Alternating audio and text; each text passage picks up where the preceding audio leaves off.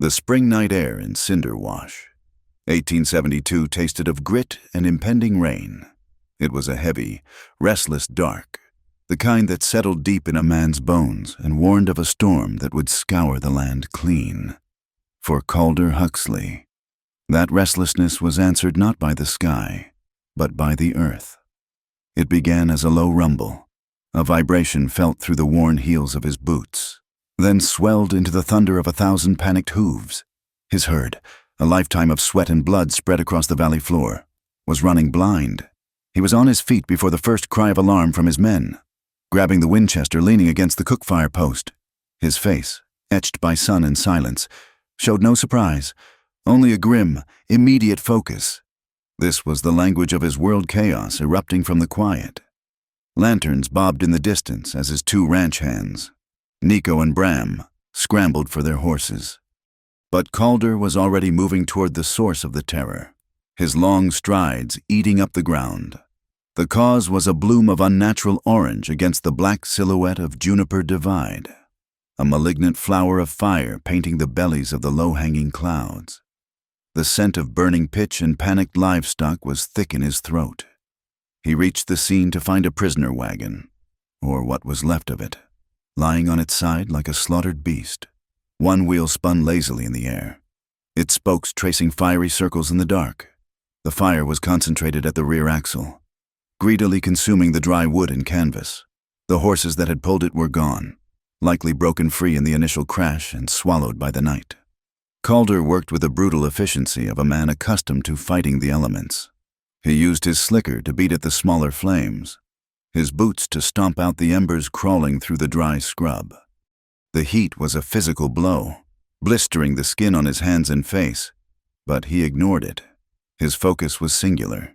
He was saving his land from a wildfire. Nothing more.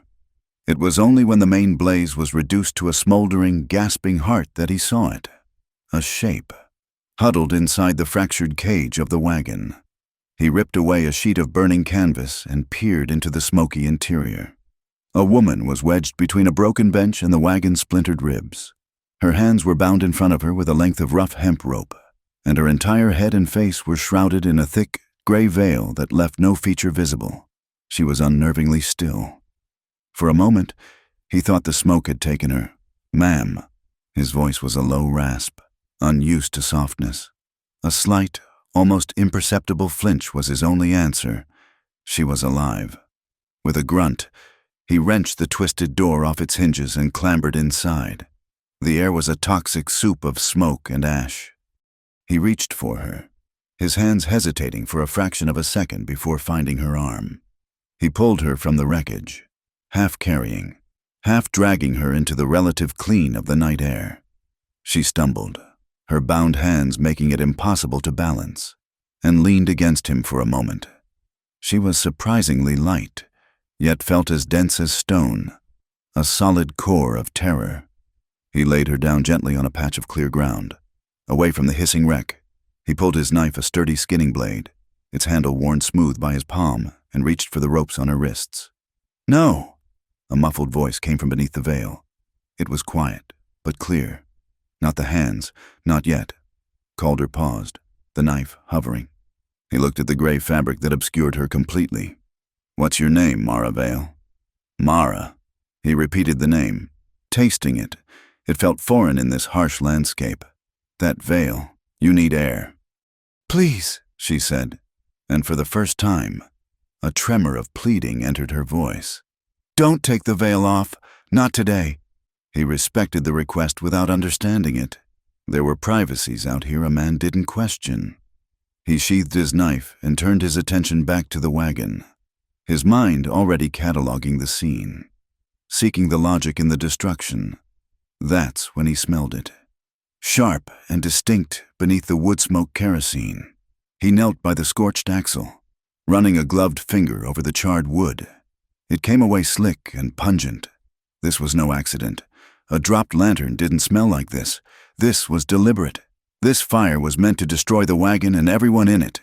The sound of approaching horses pulled him from his thoughts. 3 riders emerged from the gloom, their forms made monstrous by the flickering firelight. They wore long, dark oilskin coats despite the dry heat, and their hats were pulled low, shadowing their faces. They moved with a slow, predatory confidence, their horses stepping carefully around the debris. The man in the lead pulled up a few feet from Calder. He was gaunt, with a face that looked like it had been carved from old, sour wood.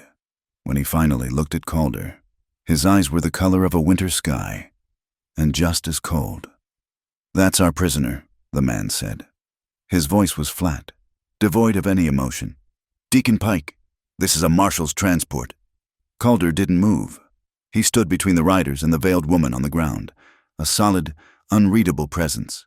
"She's injured." Pike's gaze drifted to Mara, a flicker of something annoyance, perhaps in their depths. He barely acknowledged her as a person. "The warrant from Dry Lantern Station just says to bring her in. Doesn't specify in how many pieces." He offered a thin, mirthless smile. "Long as she's still breathing, the magistrate will be satisfied." The two men behind him chuckled, a dry, rattling sound. Calder's eyes narrowed. He had seen men like this before. They didn't wear badges, and the only law they served was the one that paid them. Mara stirred on the ground behind him. He heard her whisper his name, a faint, desperate hiss. "Huxley." He glanced back. Even through the veil, he could feel the intensity of her focus. "Inside the hem," she whispered, so low he could barely hear. "There are papers, sewn inside. Don't let them find them." Calder's body tensed. This was more than a simple prisoner transport. This was a hunt. He turned back to Pike, his expression unchanged. "The woman's hurt, the wagon's destroyed. She's in no condition to travel." Pike's smile vanished. "That's not your concern. She belongs to the court. Hand her over." He shifted his weight in the saddle, and his oilskin coat fell open just enough to reveal the butt of a Colt Peacemaker strapped to his hip. Calder didn't flinch. He was a cattleman, not a gunslinger, but he knew the balance of power in a standoff, and he knew his own ground. There's a law on this trail. Pike, older than any warrant from Dry Lantern. Trail law. Any soul injured on my land has a right to shelter. My bunkhouse, my care, until they're fit to travel or choose to leave. It was a bluff, but a powerful one. It wasn't written in any law book, but it was a code of the West, a principle of survival that even ruthless men sometimes respected. To violate it was to invite a different kind of trouble. Pike's cold eyes studied Calder, searching for a crack, a hint of fear. He found none. He saw only a stubborn, immovable object. "You're making a mistake. Rancher." Before Calder could answer, the world changed. The wind, which had been a low moan, suddenly shrieked. A wall of sand and dust, churned up from the flats, descended upon them. The fire from the wagon was whipped into a frenzy for a moment before being smothered by the onslaught of grit. Visibility dropped to inches. The air became a choking, blinding fog of earth. The horses whinnied and stamped, turning their backs to the stinging gale. Through the howling chaos, Pike's voice cut through, sharp and venomous. "This ain't over 3 sunrises. I'll be back for her in 3 sunrises. Rancher, and I'll bring the whole damn territory with me if I have to." Then he and his men were gone, swallowed by the storm as quickly as they had appeared. Calder turned, shielding his face with his arm, and found Mara. He lifted her into his arms. She weighed next to nothing. He carried her to his own horse, which stood stoically with its head lowered against the wind. Getting her up behind the saddle was a struggle with her hands still bound, but they managed. As he mounted, he pulled his neckerchief up over his nose and mouth and urged the horse into a slow, steady walk, heading for the distant, faint promise of light from his ranch. The storm was a living thing, clawing at them, trying to strip the flesh from their bones, but Calder knew this land. He navigated by instinct, by the feel of the ground beneath his horse's hooves. About a mile from the wreck, something caught his eye, illuminated for a split second by a flash of lightning that tore across the sky, a set of tracks, already being erased by the wind. But he saw enough. The crescent shapes of the horseshoes were facing the wrong way, reversed shoes. It was an old bounty hunter's trick, designed to confuse anyone trying to follow a trail, making it look as though the rider was heading in the opposite direction. These men weren't just ruthless. They were professionals. Deceit was their trade. When they finally reached the cluster of buildings that was the Huxley Spur, the ranch was in a state of agitation. The dogs were howling, a low, mournful sound that was nearly lost in the wind. The calves in the weaning pen huddled together, their small bodies trembling. For Calder, it was the familiar sound of an unsettled night, but for Mara, clinging to his back, every sound was a new terror. The shriek of the wind through the eaves of the barn sounded like a jailer's whistle.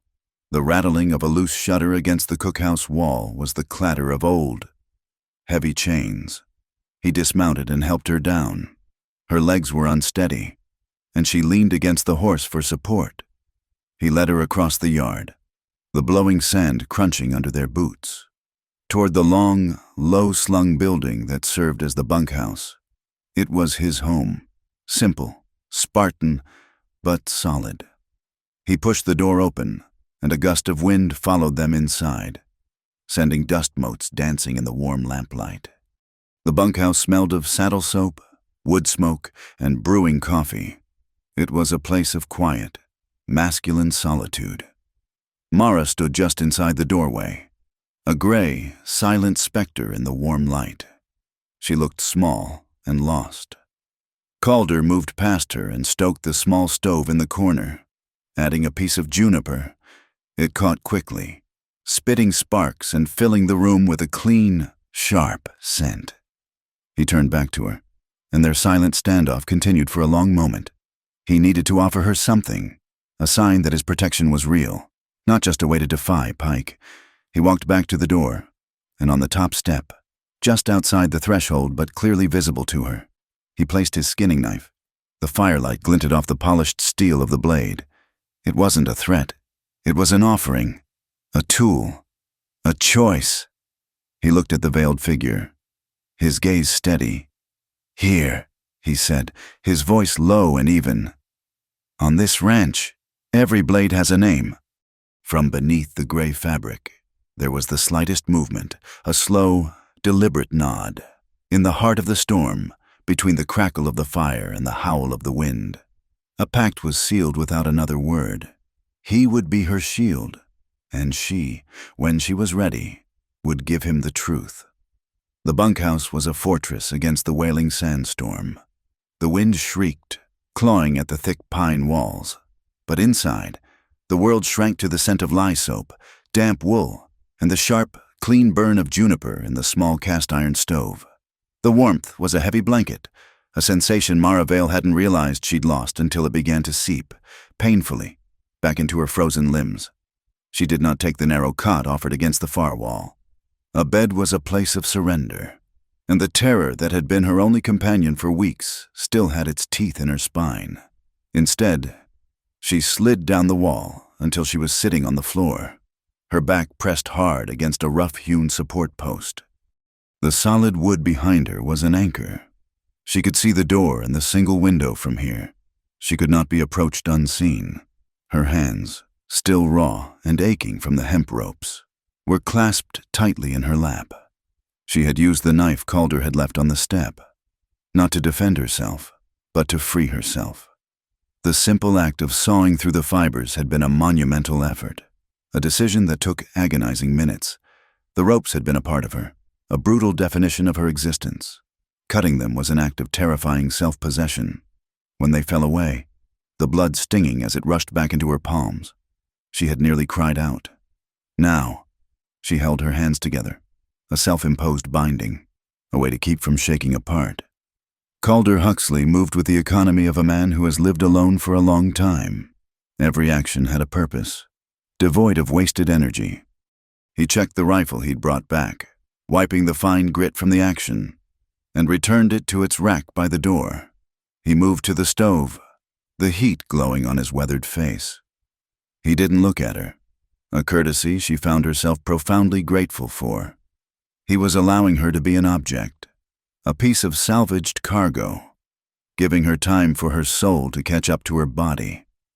He took a heavy pot from a hook, scooped beans from a sack, added water from a bucket, and set it on the stove. He sliced bacon into the mix, and the smell, rich and smoky, filled the small room. Mingling with the pine and the soap, he ground black peppercorns, a sharp, almost violent sound in the quiet, and added them to the stew. The aroma was agonizing.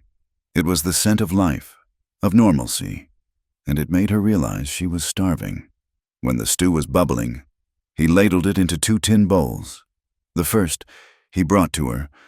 He didn't try to hand it to her, but placed it on the floor beside her, along with a spoon. "Eat," he said. It wasn't a request. It was the same tone he'd probably use on a recalcitrant calf. Then, he did something that broke the rhythm of his solitude. He took the second bowl and walked to the small table that held only 1 chair. He placed the bowl on the table, opposite his seat, in a space of empty air. He stood there for a beat, his broad back to her, looking at the empty chair and the full bowl, his jaw muscles clenched, a small, tight movement under the skin. Then, with a quiet scrape, he pulled the chair out, sat, and began to eat his own meal, leaving the other to steam in the silence. It was the loneliest gesture Mara had ever witnessed. It told her more than any words could have. This man was not just quiet. He was hollowed out by a loss. He, too, was haunted. That knowledge gave her the strength to reach for the spoon. She had to eat. She knew it. But the veil was a shield. To eat meant lifting it, however slightly. It felt like a betrayal of the one piece of armor she had left. But the smell of the stew, the pepper and bacon, was a powerful summons. Her hand, the left one, trembled as she picked up the spoon. In the flickering lamplight, she saw it as if it belonged to someone else. The skin of her wrist was a ruin. It was not a single line, but a thick, raised bracelet of pale, ridged tissue, the permanent signature of a manacle that had been locked too tight for too long. It was an old scar, polished by time, but the memory it carried was immediate and suffocating. She turned her wrist inward, hiding it. With her right hand, she maneuvered the spoon under the gray fabric. It was a clumsy, animalistic movement, feeding herself in the dark, behind a wall. She took a small portion. The stew was scalding, rich, and so profoundly nourishing that it hurt. Tears pricked her eyes, hot and sudden, and she choked back a sob. It was the first kindness, the first moment of warmth. She had known in more time than she could count. She ate slowly, spoonful by spoonful. With each one, her breathing, which had been a shallow, panicked cadence, began to deepen. The knot of ice in her stomach began to thaw. She could feel the pulse in her throat slow from a rabbit's panic to a steady, human beat. The storm raged, the sand and rain now lashing the roof in a furious rhythm. Calder finished his meal, rose, and took his empty bowl to the wash basin. He did not retrieve the second, phantom bowl. He left it for the ghost who shared his table. He lit a pipe, the scent of sweet tobacco briefly overpowering the other smells, and sat on a low stool near the fire. He pulled a heavy saddle, its leather dark with use, onto a repair horse. He took out an awl and a length of waxed thread and began, with slow, methodical stitches, to repair a tear in the fender. The rhythmic scrape of the awl punching through the leather, the hiss of the thread pulling taut, the tap of his pipe against the stove lid. These were sounds of order, of work, of a world that was not on fire.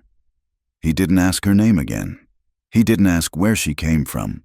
He didn't ask about the wagon, or Deacon Pike, or the veil. He let the silence stretch, thick and safe, punctuated only by the storm and his work.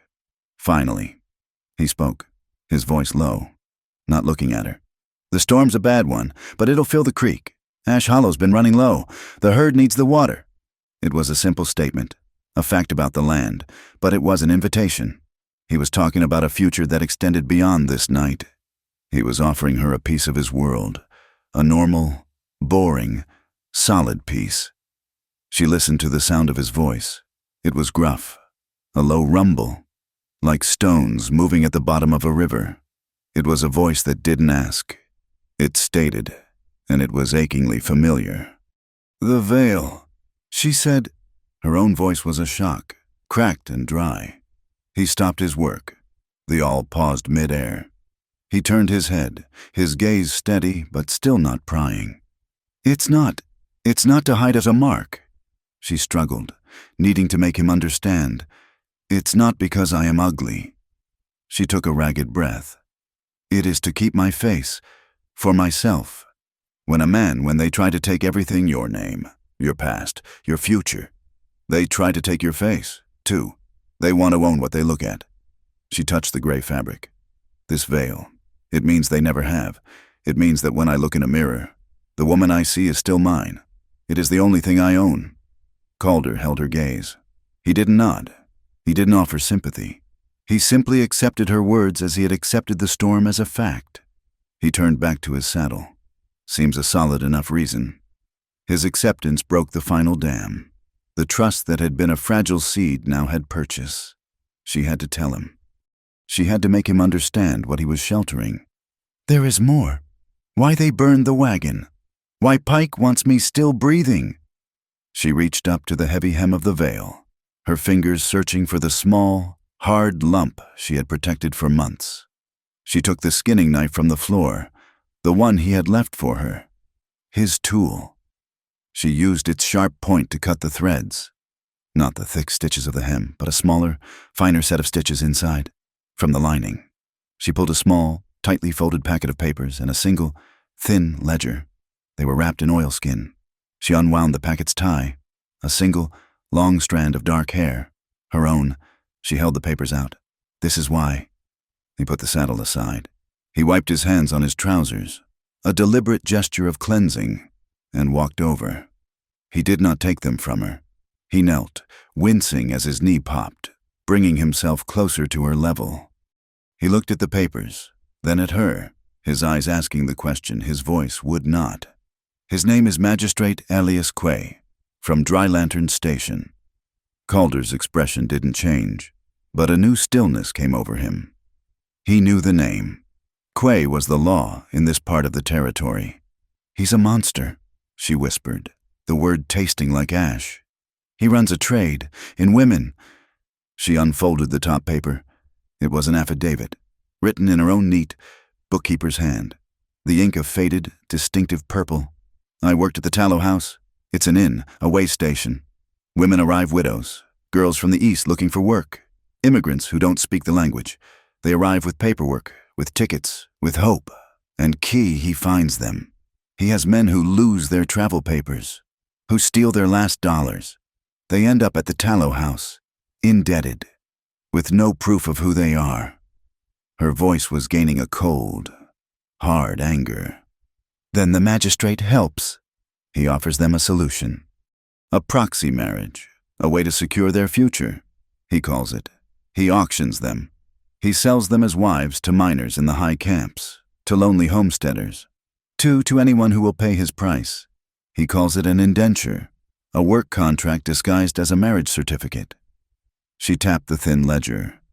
"He called them his veiled slaves, because he made them wear veils to the ceremonies, so the buyer couldn't see their faces until the papers were signed and the money paid. He said it added modesty, but it was to dehumanize them, to make them interchangeable." Calder's face was granite. "And you?" "I kept the books," she said, shame and defiance warring in her voice. "I was just the ledger keeper. I thought it was just a strange local custom, until I saw the Q+ ledger." She ran her scarred finger down the thin book's cover. "The real one, not the inn's books. This one. His private list, names, prices, payments. From $2 for a girl he deemed difficult, to $18 for one who was desirable. With his signature, Elias Quay, at the bottom of every page. I couldn't be the one writing their names down anymore. So I took the ledger, I took my own affidavit, and I ran." She looked up at him, the full weight of her peril settling in the small, warm room. "Pike is not a marshal's man. He is Key's man. Quay hired him to hunt me down. The wagon transport was a lie, a trap to move me quietly. The fire was to destroy this. She clutched the ledger. And me, to erase the proof forever. Silence descended again. Heavier this time, freighted with the truth. The storm seemed to have paused. Listening. Calder finally rose to his feet.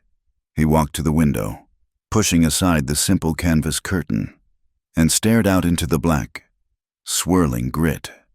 He was a large man, and he seemed to fill the entire space. Mara watched his back, her heart hammering. She had just handed him a death sentence. As he stood there, a flash of memory, stark and cold, sliced through her. It was not the fire. It was ice, a blizzard, 2 years gone, in Blue Mesa County. She had been running from a different kind of trouble then, and had been caught in a whiteout, collapsing into a snow-filled ravine.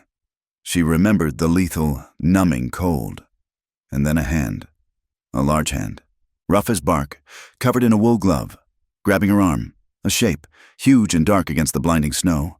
A voice, a low, guttural rasp, just like, "Gotta keep moving, girl. Don't you die here." Just like a stranger, who had dragged her 2 miles to a trapper's lean-to, built a fire, and disappeared before the sun rose. She had never seen his face.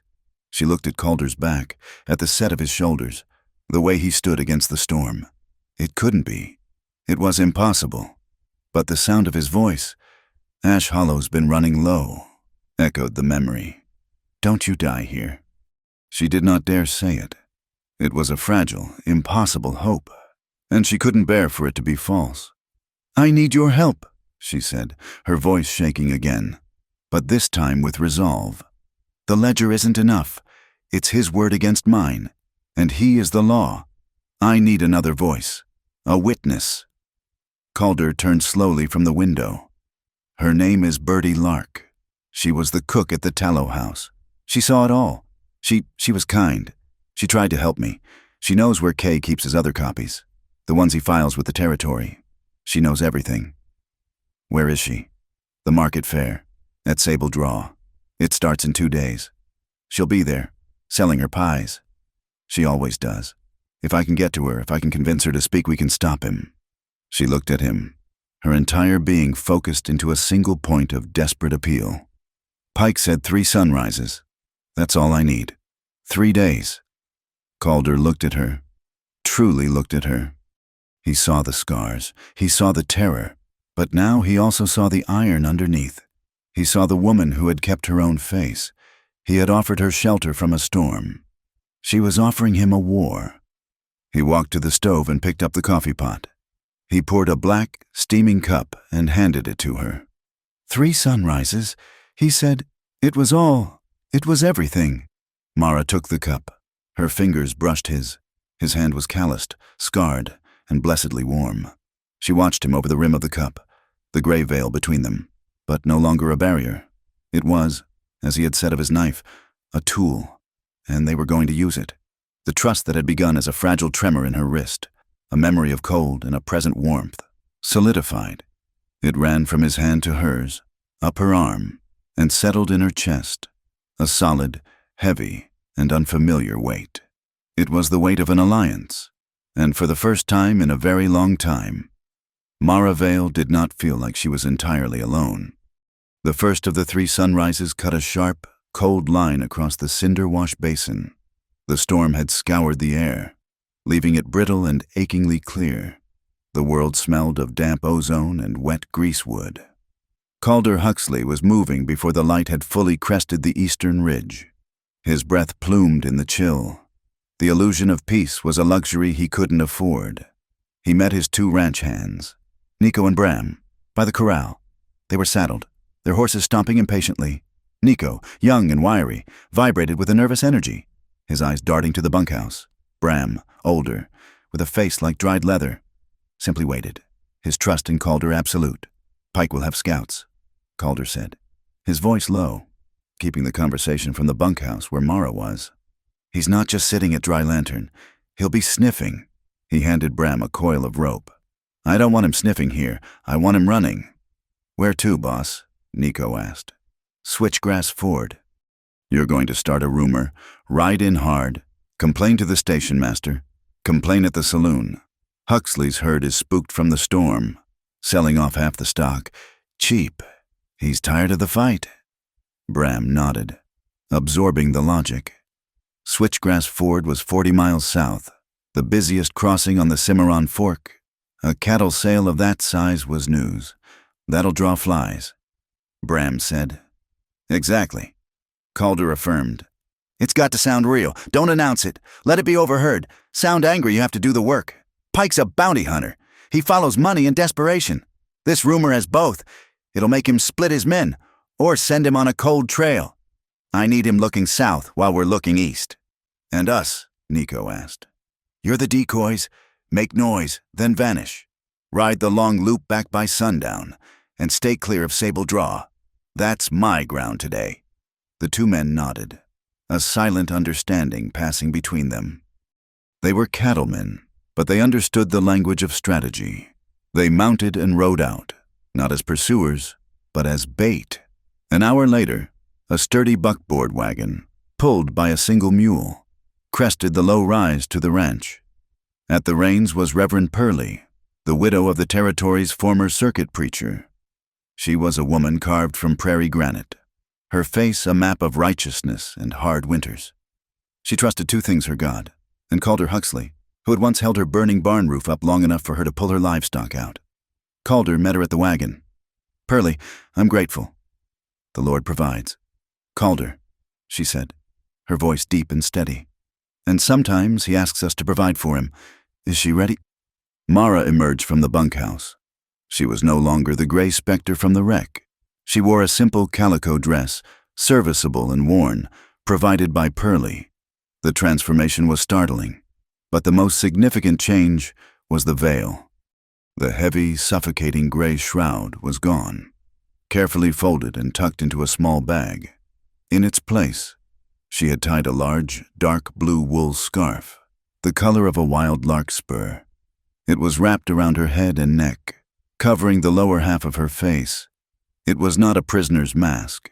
It was the common defense of a woman against the dust and sun of the plains. It was a disguise of normalcy. This is my niece, Annabeth, Purley announced to the empty yard. Practicing the lie. Visiting from Missouri. She's a quiet girl. Mara climbed into the buckboard, her movements stiff. She carried the bag containing the ledger, the affidavit, and the folded gray veil. Sable Draw will be full for the market, Calder said, handing the reins to Purley. Keep to the women's shops. He won't look for her there. Men like Pike always underestimate a woman's spaces, Purley said, her lips a thin line. They see parlors and tailor shops as frivolous. They don't see them as armories. Calder stepped back. His eyes met Mara's over the scarf. He gave a single, curt nod. It was all the blessing he could offer. The buckboard lurched forward, heading east toward the nascent bustle of Sable Draw. The town was already alive. Wagons, riders, and pedestrians clogged the single dusty main street. The market, set up in the town square, was a cacophony of shouting vendors, braying mules, and the sharp scent of spices and livestock. Purley navigated the wagon with grim expertise, tying it off in front of the Dovetail Tailor Shop, a respectable establishment run by a stern widow named Mrs. Gable. We're here to check on an order. Mrs. Gable, Purley announced, sweeping into the shop with Mara in her wake. The shop smelled of starch, cut thread, and chalk, while Purley distracted the proprietor with a complex question about muslin. Mara slipped into the fitting area, a small space sectioned off by a heavy curtain. A tall, 3-panel mirror stood in the corner. But it wasn't her reflection she sought. She pulled a small, silver-backed hand mirror from her bag. With her back to the curtain, her hands shaking, she unwrapped the larkspur scarf from her head and angled the small mirror. She turned her head, exposing the skin behind her left ear. The evidence was stark. Against her pale skin, a dark, angry crescent bruised the flesh just below her hairline. It was a deep, mottled purple, already ringed with a sickly yellow. It was the precise shape of the iron-hinged collar they had locked onto her, a piece of the prisoner's transport meant to keep her subdued and faceless. It was a fresh injury, undeniable proof of her captivity and the brutality of her captors. It wasn't just her word. It was a mark, a brand, a physical testament to Pike's crimes. She swallowed the bile that rose in her throat. This was not a wound. This was a weapon. Her hands, now steady with cold purpose, went to work. She sat on the small stool, pulling the straw-covered sewing box from the shelf as if she belonged there. She took out the gray veil. She unfolded the precious affidavit.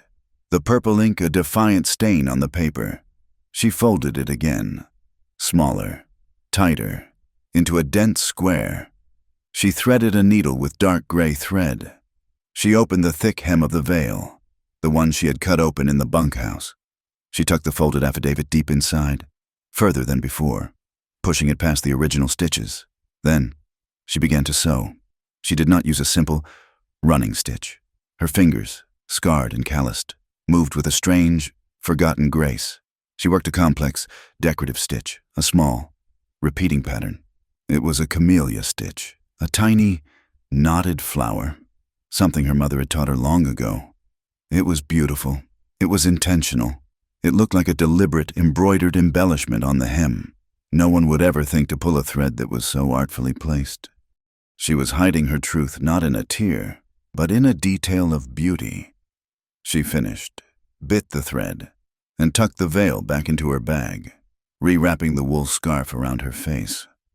She stepped out from behind the curtain, a quiet niece waiting patiently for her aunt. Their next stop was the Tin Kettle, a narrow eatery wedged between the bank and the assay office. It was loud, hot, and smelled of chicory coffee and beef stew. Reverend Pearlie ordered tea, her presence alone warding off the curious stares of the miners and merchants packed at the tables. Mara scanned the chaos, and then she saw her, behind the counter, sleeves rolled up past her elbows, a sheen of sweat on her broad face. Was Bertie Lark. She was slamming plates of food onto the pass-through, her movements heavy with an exhaustion that went bone-deep. She looked older, her eyes wary and hollowed. Mara and Pearlie took 2 seats at the far end of the counter. Bertie, wiping her hands on a damp apron, approached them, her order pad ready. "What'll it be?" "Tea, please, for my aunt," Mara said, her voice muffled by the scarf. "And I was hoping for a piece of your apple pie, Bertie." Bertie's head snapped up, her eyes, wide and terrified, met Mara's. She recognized the voice. Her face went pale beneath the kitchen flush. "We're out of pie," Bertie said, her voice a low, harsh whisper. She started to turn away. "Don't know you. I'm busy." "Bertie, please," Mara whispered. "Get out," Bertie hissed, not looking at her. "He's got eyes everywhere. You'll get us both killed. Get out." The fear was so potent, Mara could taste it. It was a wall of ice. She had to break it. She reached into her bag. Her fingers closed around the one thing she had kept from that life, a small token of a shared, kinder past. She slid it across the wooden counter. It made a small, thin sound against the wood. It was a silver spoon.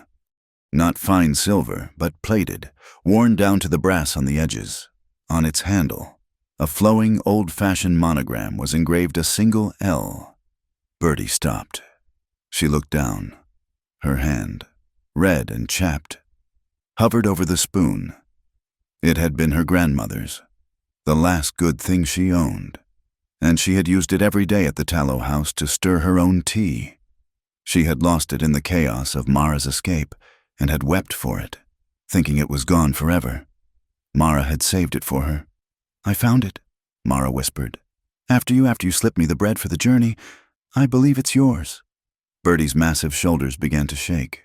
A single, choked sob escaped her. The tough, battle-hardened cook crumpled.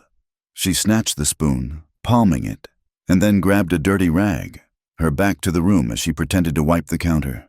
"Root cellar," she rasped, her voice thick. "In the alley, 5 minutes." The cellar was dark, smelling of damp earth, burlap, and potatoes. Bertie lit a single, sputtering candle. In the flickering light, her face was a mask of terror and fury. "You're a fool to come back, child!" Bertie wept, clutching the spoon. A dead fool. I have the ledger.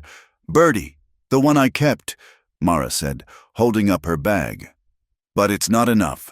I need you. I need your voice. My voice, Bertie laughed, a bitter, broken sound. My voice is worth nothing. It is. You saw the Q+ ledger, the real one.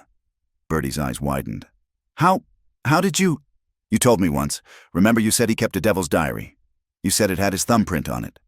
Bertie nodded, her fear giving way to a new, cold anger. Aye, the purchasing ledger. That's what he calls it. He's clever, that monster. He logs all the supplies for the tallow house. Flour, bacon, kerosene, and he logs the women. Right beside the potatoes. He uses a code. Q+. Quays Plus. It's the price he gets from the mine contractors at Red Peak. They pay him a finder's fee for the wives he provides, and he marks it in the book. I saw him. He'd press his thumb in the ink, right next to the entry, to mark it paid to his personal account. My private seal, he called it. This was it. The second piece. Mara had the list of victims. Bertie knew where the list of payments was. Where is it? Bertie. Where does he keep it? Not at the inn. In the town archive. In his magistrate's office. In the town records safe. He's the only one with the key. Then we have to get it. Mara said, steal from the magistrate, in his own office. That's not just theft. Mara, that's treason in this territory. They'll hang us both. They'll kill us anyway, Mara said, her voice flat and cold. They already tried to kill me. This is the only way. Tomorrow night.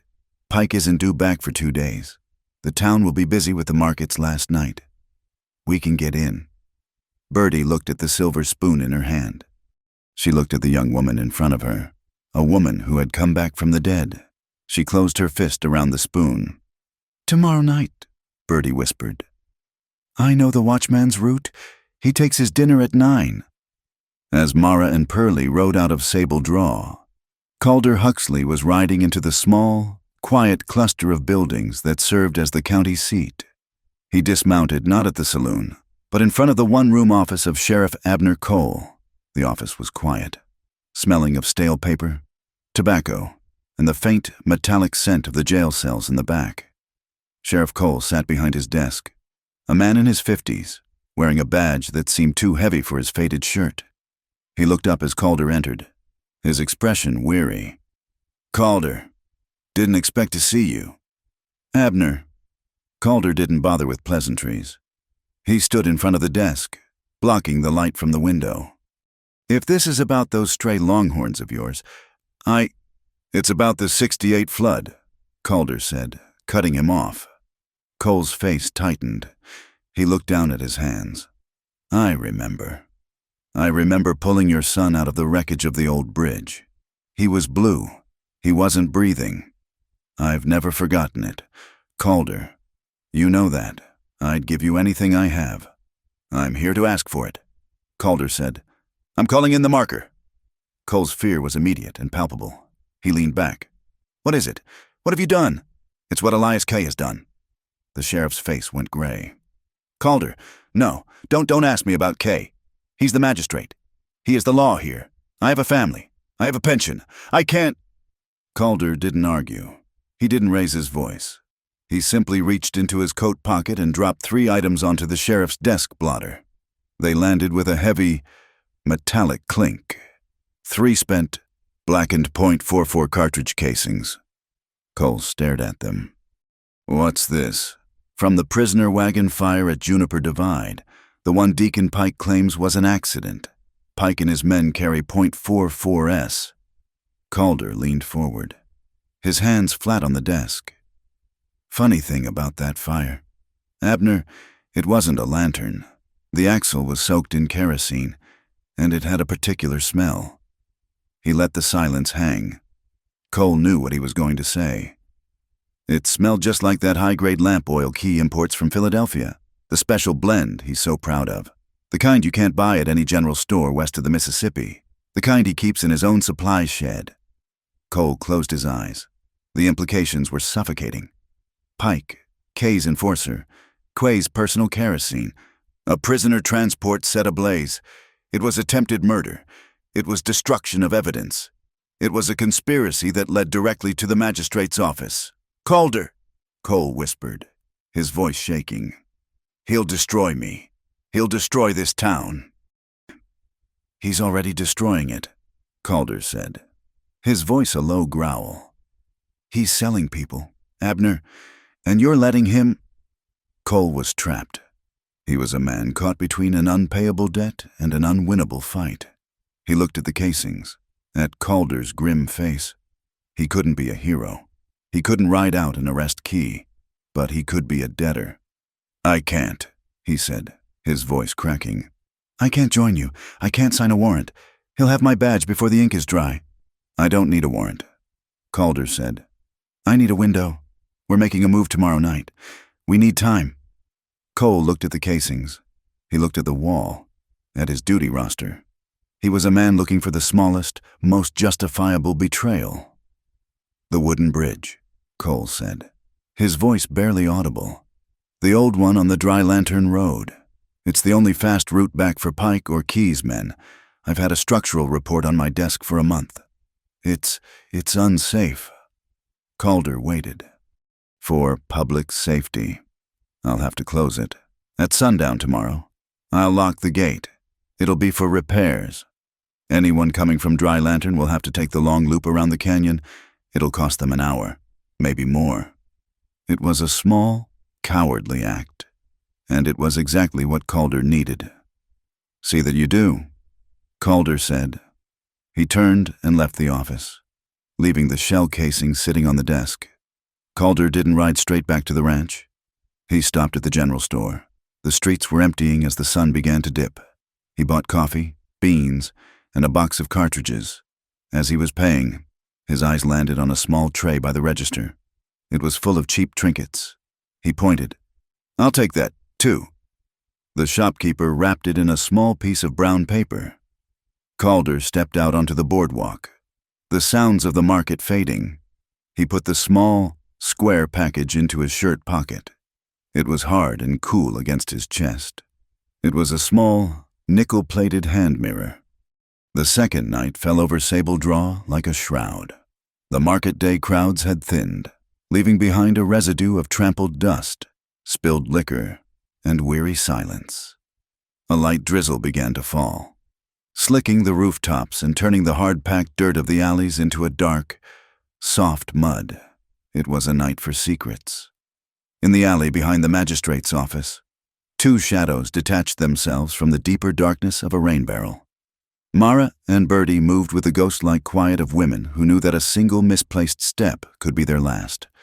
Bertie, despite her bulk, was unnervingly silent, her soft-soled kitchen shoes making no sound. Mara followed, her heart a frantic drum against her ribs. The lock on the archive's back door was old and simple. Bertie produced a thin, stiff wire from the hem of her apron. She worked with a focused intensity, her ear pressed to the wood. Mara stood guard, her gaze sweeping the empty alley, every drip of water from the eaves sounding like an approaching footstep. The lock gave a soft, oily click. Inside, the room was a tomb of paper.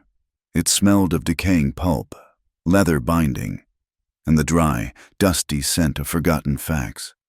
Shelves overflowing with ledgers and document boxes lined the walls. Reaching to the high ceiling, a single, barred window let in a sliver of moonlight, illuminating the dust motes dancing in the air.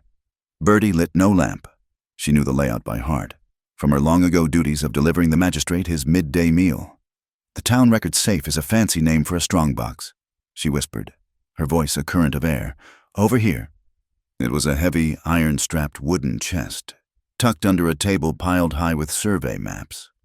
On its lid, where the clasp met the body, was a large, ostentatious dollop of red sealing wax, stamped with Elias Key's personal seal, a stylized Q with a serpent coiled around it. Breaking it would be as loud as a gunshot. This was the moment for their own particular brand of subterfuge. From a tin she carried, Bertie scooped a thick glob of bacon grease with a surprising delicacy. She began to smear the lard over and around the wax seal, working it gently into the edges where the wax met the wood. The grease was cool and slick, and in the dim light, it looked like she was anointing the chest for some profane ritual. "It softens the old wax," Bertie murmured, her breath fogging slightly. "Makes it pliable, so it won't shatter." While she worked, Mara took out a thin, flat wooden ruler she'd taken from the tailor's shop. It was 12 inches of hard, unyielding oak. Once Bertie was satisfied, she wiped her hands and nodded. Mara knelt. She slid the thin edge of the ruler into the barely there seam between the lid and the chest, right beside the greased seal. This was the point of no return. She took a slow, steadying breath, her knuckles white as she gripped the ruler. Bertie placed her own heavy hand over Mara's, adding her weight and her resolve.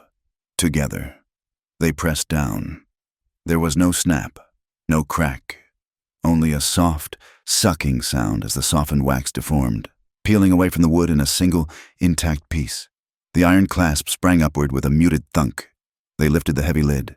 The air that escaped was even older, more stale. Inside, nestled among official-looking property deeds and tax rolls, was a single, thin ledger bound in dark green leather. It was newer than the others, its corners still sharp. There was no title on the cover. Mara's hands trembled as she lifted it out. She opened it. The pages were filled with the same neat, bookkeeper's script she had seen in her nightmares at the tallow house, but this was not her handwriting. It was Key's. Beside entries for flour, 10 sacks, and kerosene, 5 tins, were the damning lines. Q+, Red Peak contract. Item 4, payment rec'd, $12. Q+, homestead claim. Miller's Ridge. Item 5, payment rec'd, $9. And next to each entry, a dark, world smudge of black ink, pressed into the paper with finality, Kay's thumbprint, his private seal. The proof. Bertie had been right. It was a devil's diary, a ledger of souls bartered between sacks of potatoes. Mara looked up at Bertie, tears welling in her eyes. It was real. They had it. And then they heard it. The sound of hobnailed boots on the boardwalk out front, heavy, unhurried, confident. The sound of a key in the main office door. Terror, cold and absolute, seized Mara. They had been too slow. The watchman was early, but the footsteps were wrong. They were heavier than the shuffling gait of the elderly night watchman. The footsteps crossed the main office floor and stopped at the connecting door to the archive. A shadow blocked the sliver of light from under the door. Bertie shoved the ledger into Mara's hands. "Go!" she hissed, pointing toward the high, barred window. "Climb! Now!" But it was too late. The handle on their door turned. It swung inward, bathing the room in the brilliant, invasive glare of a storm lantern. Framed in the doorway, his gaunt face a mask of cruel satisfaction, was Deacon Pike. He held the lantern high, its light glinting in his dead, winter sky eyes. He was not supposed to be here. He was supposed to be 40 miles south, chasing a ghost herd. The rumor had failed. "Well, now," Pike said, his voice a low, gravelly purr. "Look what the cat dragged in. I had a feeling you were too clever for a simple runaway." In his other hand, he held a piece of paper. Even from across the room, Mara could see the official-looking stamp at the bottom, though it was blurred and hastily applied. "Special warrant," Pike said, giving the paper a little shake. "From the magistrate himself, authorizing the immediate search of all town properties for a fugitive. Funny how I decided to start here." His eyes fell on the open strongbox, then to the ledger in Mara's hands. A slow, predatory smile spread across his face. "And it looks like I found more than I bargained for." He took a step into the room. Knock, knock, knock. The sound was so quiet, so out of place, that Pike himself paused. It came from the wall behind Mara. A soft, rhythmic tapping on the exterior wooden planks. 3 distinct beats. Calder's signal. "I am here." The sound, a promise of help, broke Mara's paralysis. Her mind, which had been frozen in panic, suddenly raced. She couldn't let him get the ledger. At the same instant, chaos erupted in the alley outside. A tremendous crash of splintering wood, followed by the terrified, frantic squawking of a dozen chickens. It sounded as if a wagon had collapsed. Shouts erupted from the saloon down the street. Pike swore, his head jerking toward the window. The diversion, Bram. In that split second of distraction, Mara acted. She didn't have time to hide the ledger, so she made it a part of herself. She shoved the thin book under the hem of her calico dress, against her shin, and fumbled in her pocket for the small clutch of sewing pins she'd taken from the dovetail shop. Her fingers, clumsy with adrenaline, managed to drive a single, long pin through the fabric of her skirt, through the book's leather cover, and back out, anchoring it to her leg. It was a crude, desperate measure. At the same time, Birdie moved. She let out a theatrical shriek of terror and stumbled forward, directly into Pike's path. She knocked over a tall stack of document boxes, sending a cascade of paper flying through the air. "Get out of my way, you old sow!" Pike snarled, shoving her hard. Birdie fell, her bulk hitting the floor with a heavy thud, but she had done her job. She had bought Mara 3 precious seconds. "The window!" Birdie yelled from the floor. Mara didn't hesitate. She scrambled onto the table beneath the window, her hands finding purchase on the cold iron bars. They were set wide enough. She could squeeze through. Pike recovered, his face contorted in rage. He lunged for Mara, his hand outstretched. "You're not going anywhere." Suddenly, a brilliant, blinding beam of light shot down from above, through the window, and struck Pike directly in the eyes. It was impossibly bright, a shard of pure white fire. He cried out, staggering back, throwing a hand up to shield his face. The light was coming from his own lantern, its beam caught and focused by something outside, something that was turning his own weapon against him, on the slick, rain-dampened shingles of the roof above. Calder Huxley lay flat, his body a part of the shadows. He held the small, nickel-plated mirror he had bought, angling it with a surgeon's precision. He caught the beam from Pike's lantern as it spilled out the doorway and reflected it down through the barred window, directly into the hunter's face. Mara didn't question the miracle. She squeezed through the bars, her dress tearing on a rough edge, and dropped into the soft mud of the alley below. The fall jarred her, but she was on her feet in an instant. "This way!" Calder's voice was a low growl from the rooftop. He was already moving toward the back of the alley. Pike, blinking away the spots in his vision, appeared at the window, his pistol now in his hand. "I'll see you hang for this, rancher," he roared into the night. Mara ran. The alley, known to the locals as Bottle Alley for the refuse from the saloon, was a narrow chasm between the buildings. At the far end, where it opened onto a side street, a small mail wagon was waiting, its mule standing patiently in the rain. Nico was in the driver's seat. The wagon was perfect, unassuming, common, and, as she got closer, she saw the crucial detail: the noisy cluster of brass bells had been cut from the mule's harness. This was a silent stagecoach. Calder dropped from the low eaves of the roof, landing as softly as a cat. He grabbed her arm, pulling her toward the wagon. "Get in!" They scrambled into the open back just as Pike burst from the mouth of the alley, his gun raised. "Go, Nico!" Calder yelled. Nico cracked the reins, and the mule surged forward. The wagon wheels bit into the muddy street, and they lurched into motion. A gunshot cracked through the night, deafeningly loud. The back of the wagon shuddered violently. A spray of splinters flew from the left rear wheel. It held, but it was crippled, wobbling badly on its axle. "He's hit," Nico shouted, fighting to control the panicked mule. Pike was already reloading, a dark, relentless silhouette against the light spilling from the saloon. "Hard right!" Calder roared. He grabbed onto the side of the wagon for leverage. "Take the Moonpatch Trail." Nico didn't question it.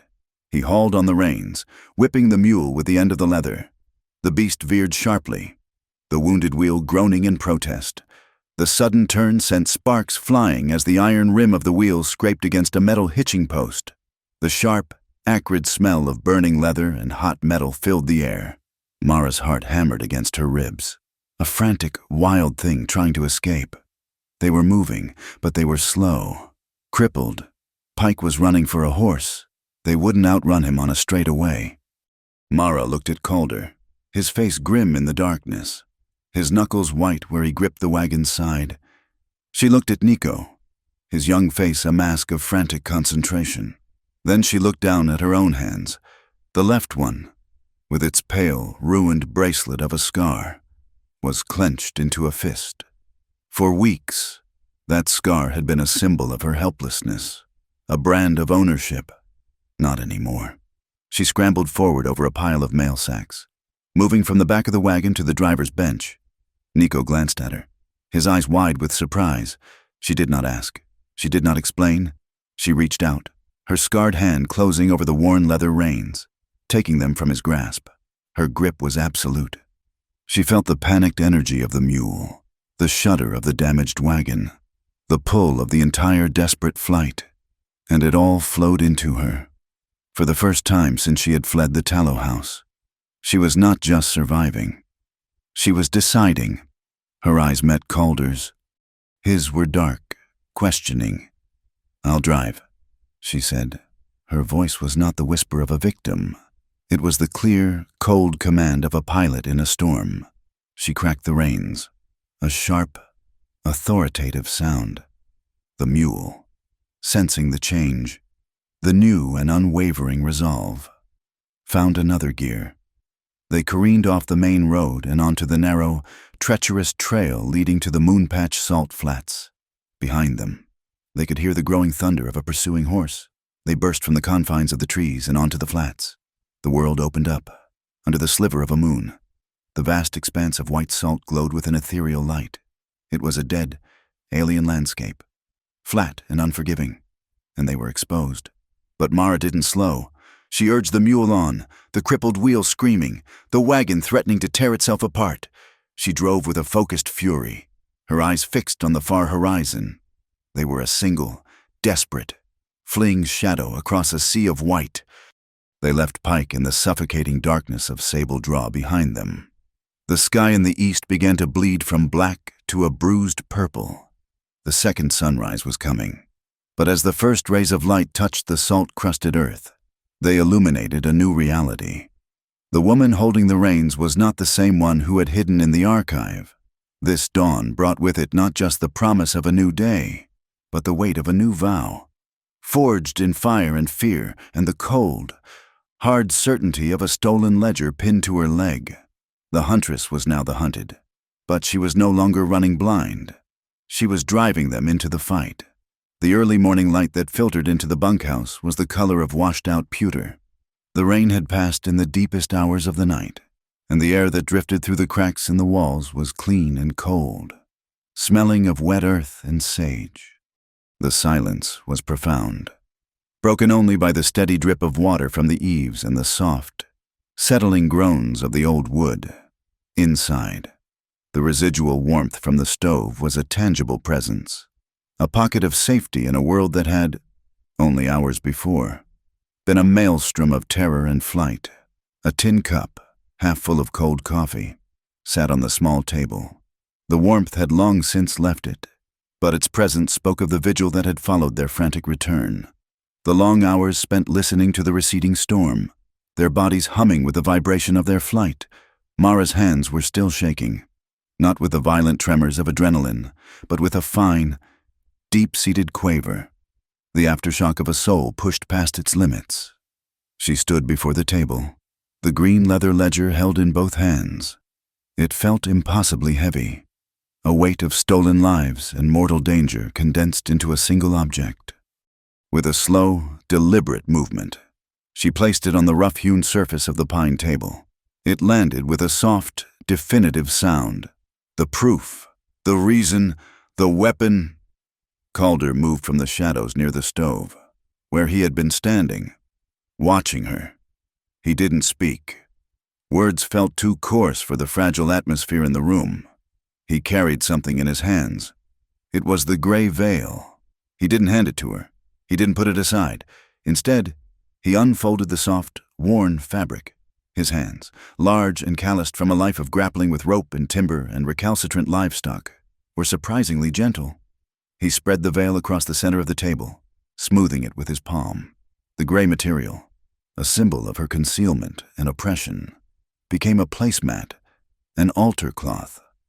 Then, he nudged the green ledger so that it rested squarely in the center of the veil. The gesture was so unexpected, so deeply understanding, that it stole the breath from Mara's lungs. He wasn't hiding the veil or dismissing it as a relic of her past. He was honoring it. He was acknowledging that the ugly, fearsome thing that had been her shield was now the very foundation upon which they would place their truth. He was telling her, without a single word, that he saw the whole of her journey, the darkness and the defiance, and he respected it all. The tremor in her hands stilled. She looked at him, and for the first time she felt the frantic, hunted thing inside her chest go quiet, slowly. She raised her hands to the dark blue larkspur scarf that covered her head and face. Her fingers fumbled with the knot. The wool was damp and smelled of rain and the salt from the flats. She unwound it, letting the fabric fall into her hands.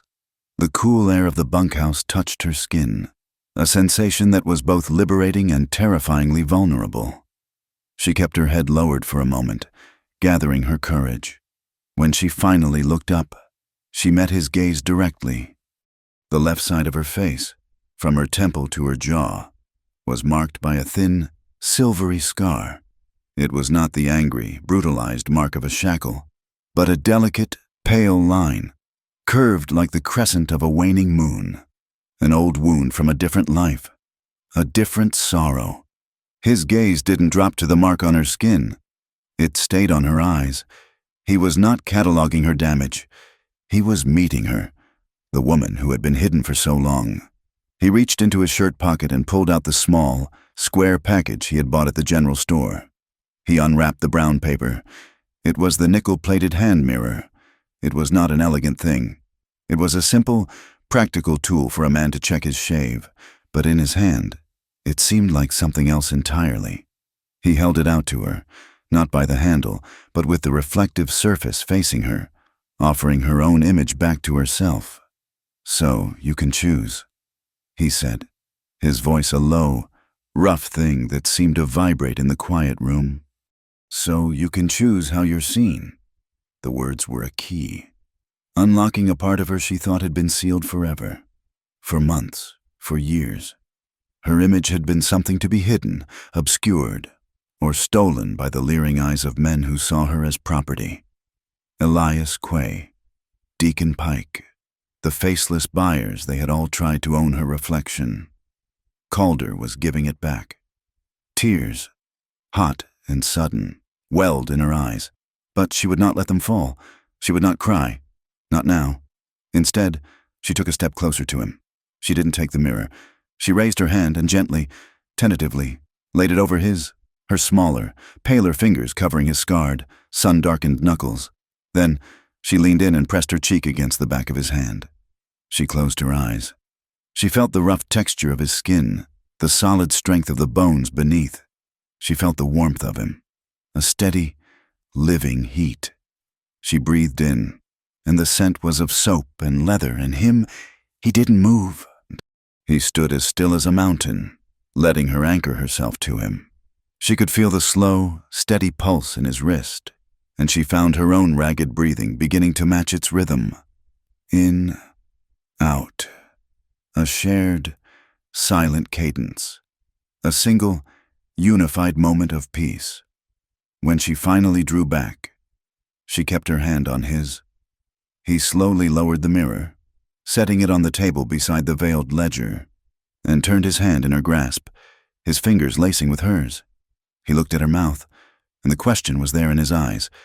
It was not a question of demand, but of quiet inquiry. She gave the faintest of nods. He leaned down, and his lips touched hers. It was not a kiss of passion or of fire. It was a kiss like the last embers in a hearth at dawn. It was warm, soft, and carried the taste of smoke and coffee.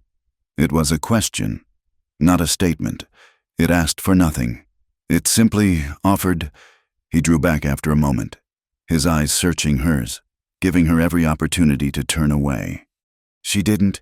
She leaned in, and this time, her lips met his with a fragile, answering pressure. The kiss deepened slightly, a slow exploration of a new and silent language.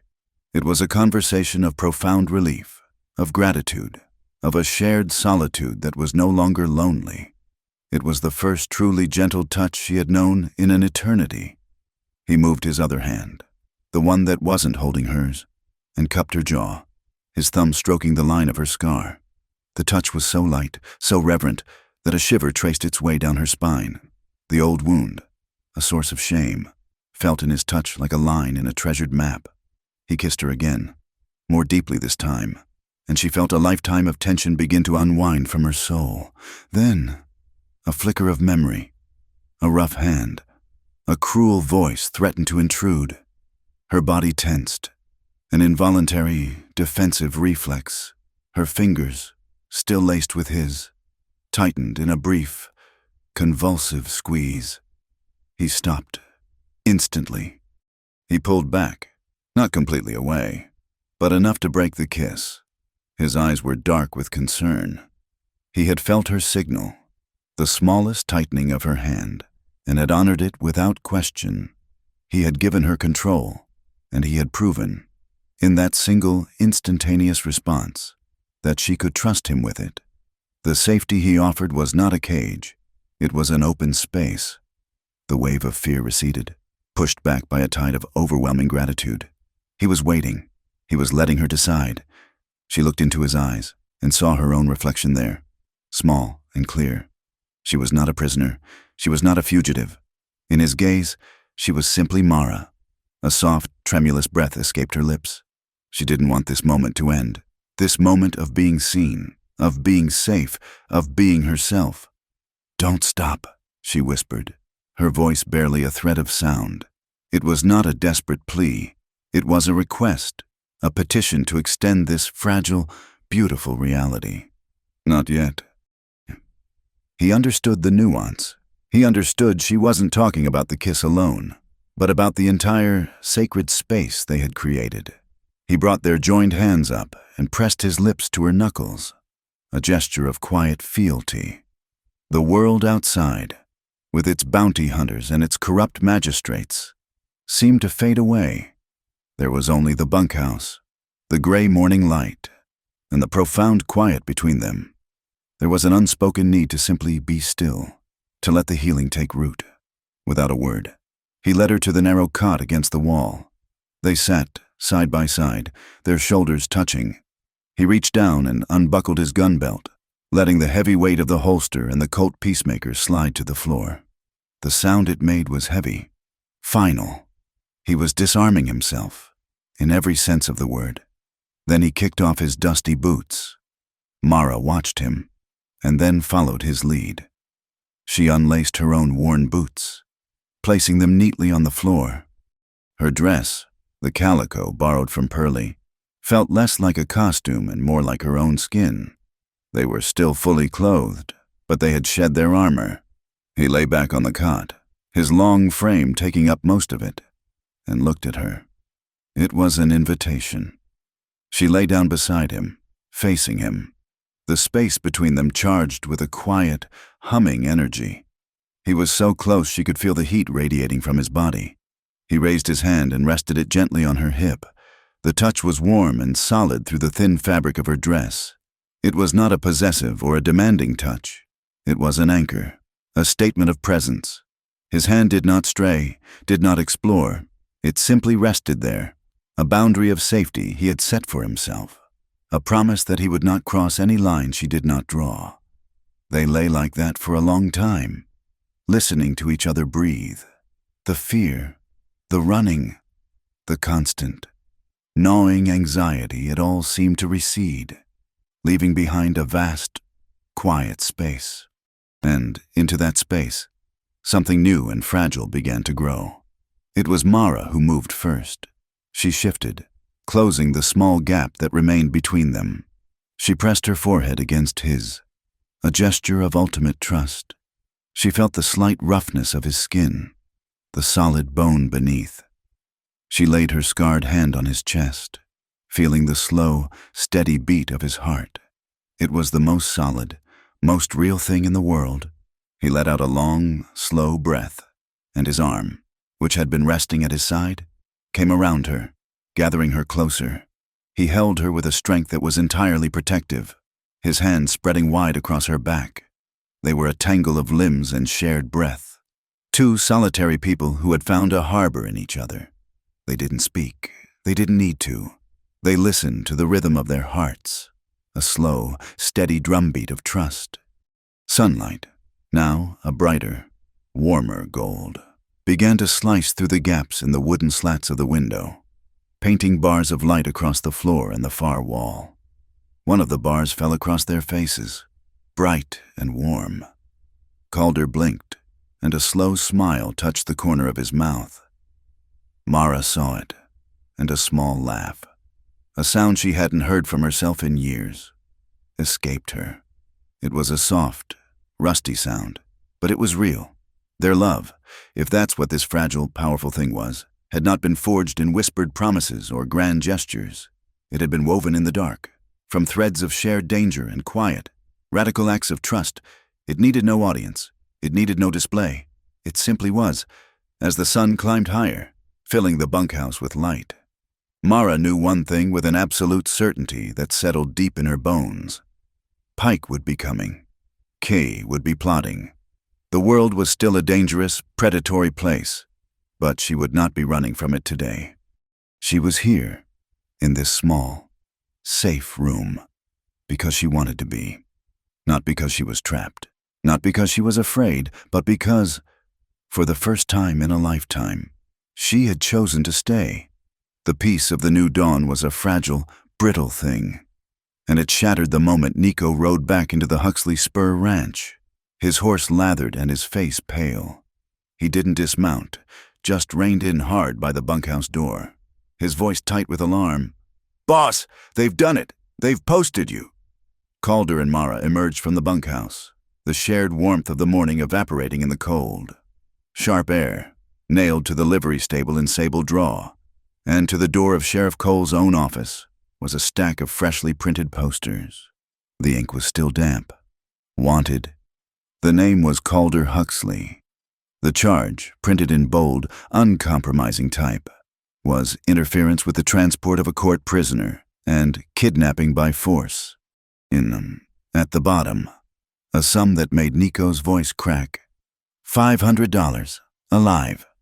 It was signed and stamped with the official, serpentine seal of the Dry Lantern Station Court. Elias Kay had turned the law into a bludgeon. "He's not just hunting us anymore," Calder said, his voice a low growl.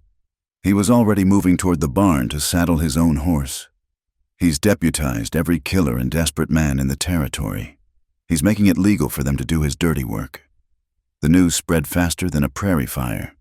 By noon, Sable Draw was a different town. The air of market day community had been replaced by a tense, watchful suspicion. New men had ridden in, men who didn't dicker over the price of corn. They were gaunt, hard-eyed men with filed-down triggers and worn-down morals. They drank at the saloon with their backs to the wall, their eyes on the street, all of them drawn by the scent of Key's $500. Deacon Pike was in his element. He strode through the saloon, no longer just a hunter, but a commander. He was spreading the poison himself, his voice carrying over the quiet drinkers. "Huxley's gone rogue," he announced to the room. "The woman was a convicted thief. He got sweet on her, took her for himself. He's an animal, defying the court." He was painting Calder as a fool and Mara as a temptress, a narrative simple enough for a drunk man's trigger finger to understand. Quay's second move was political. He had sent 2 of his own armed men to assist Sheriff Cole. They sat in Cole's office, their boots on his desk, casually cleaning their rifles. The message was clear. When Cole had weakly protested the poster, Kay had sent a curt, private message. "Your badge is on loan from my court, Abner. It can be recalled." Cole was a prisoner in his own office, the tin on his chest now a mark of his cowardice, not his authority. In the bunkhouse, The air was thick with the closing walls of their trap. Calder was checking the action on his Winchester. Bram was loading a shotgun. They were preparing for a siege. "They'll come here," Calder said, his voice flat. "Pike will lead them. They'll use the law as a shield to burn us out." Mara stood at the table, her hands resting on the two ledgers, her affidavit and Key's Q+ book. She had been silent for an hour, her mind racing. Hiding had failed. Running had failed. Now, fortification would fail. It was a war of attrition they could not win. "No," she said. Calder paused, the rifle in his hands. "They're still doing it," she said, her voice quiet, but edged with a new, cold steel. "Even now, they're talking about me, the woman, a convicted thief, a prisoner. They're fighting over a ghost. They've never once had to face the person they are trying to erase." She picked up the Q+ ledger. "You can't be a kidnapper. Calder, if the prisoner walks into town on her own 2 feet." He looked at her, truly seeing the transformation. The last of the victim's tremor was gone, replaced by a strategist's resolve. "I'm going back to Sable Draw," she said. "Mara, that's suicide," Bram said from the corner. "The town is crawling with hunters." "They're hunting for Calder Huxley," Mara said. Her eyes locked on his. "They're not looking for me. Not really. They're looking for an object, a prize. I'm going to give them a person. He's using the town's law against you. I'm going to use the town's people against him." "Pearlie," Calder said, catching her logic. "Bertie, Mrs. Gable from the tailor shop." "Yes," Mara said. "They're my witnesses. Quay has a poster and a lie. I have the truth, and I have a voice. It's time I used it." An hour later, the center of Sable Draw fell silent. The bounty hunters, sensing a confrontation, had fanned out along the boardwalks, rifles ready, expecting Calder to ride in with guns blazing. Instead, a single farm wagon turned onto the main street. Reverend Pearlie held the reins. Beside her sat Bertie Lark, clutching her silver spoon so hard her knuckles were white. In the back, standing tall, was Mara Vale. She was not veiled. She was not hidden. Calder, Nico, and Bram walked alongside the wagon, their hands empty, their rifles in their saddle scabbards back at the ranch. They were not an invading force. They were an escort. The wagon stopped in the center of the square, by the auctioneer's block. Pike and his men stood in the shadows of the bank, watching, their faces a mask of confusion and rage. Mara stepped from the wagon onto the block. She was holding the green ledger. The crowd murmured, confused. The bounty hunters gripped their guns. This wasn't the plan. "My name is Mara Vale." Her voice, clear and strong, carried across the square. It was the first time most of them had heard it. "You see this poster?" she cried, pointing to the one nailed to the saloon door. "It calls me a prisoner. It calls Calder Huxley a kidnapper. It is a lie. Written by Elias Quay. That woman is a fugitive from justice," Pike roared, stepping forward. "Justice!" Reverend Pearlie's voice boomed over his, silencing him. "Are you justice? Deacon Pike, I am Reverend Pearlie. I have buried this town's children and married its sons.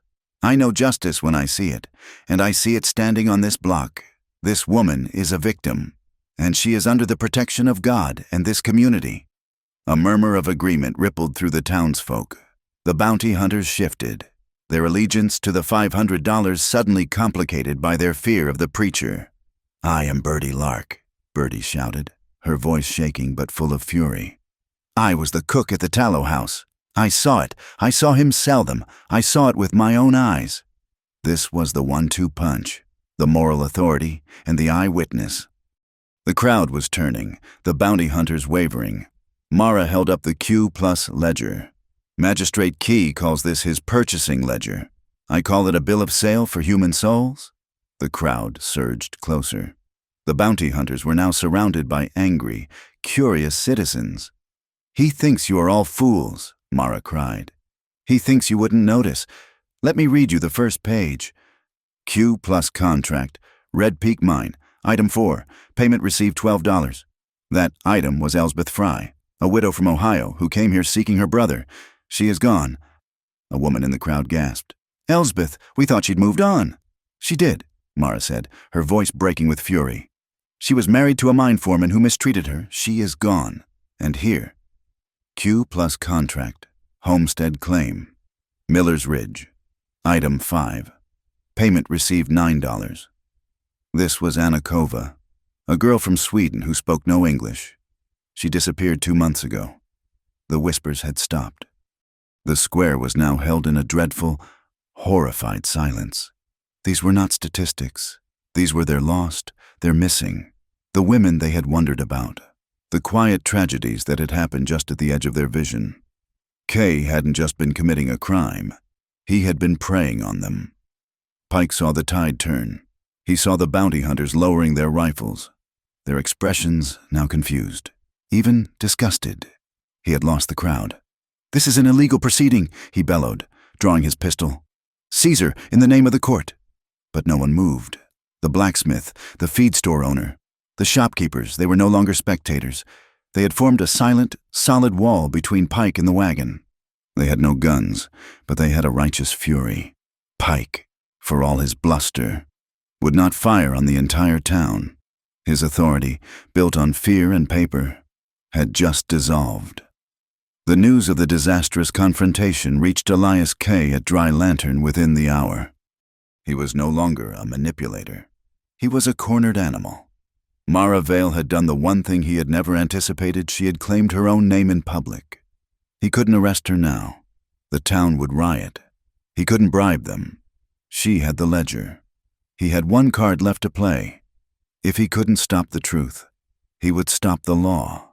The only real law.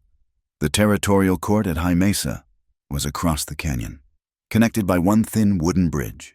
The bridge Sheriff Cole had claimed was locked for repairs. "Get it done," Kay snarled to his men. "I don't want it locked. I want it gone. Burn it. Use the powder. Drop it in the river. Now." Back at the Huxley Spur, the victory felt fragile.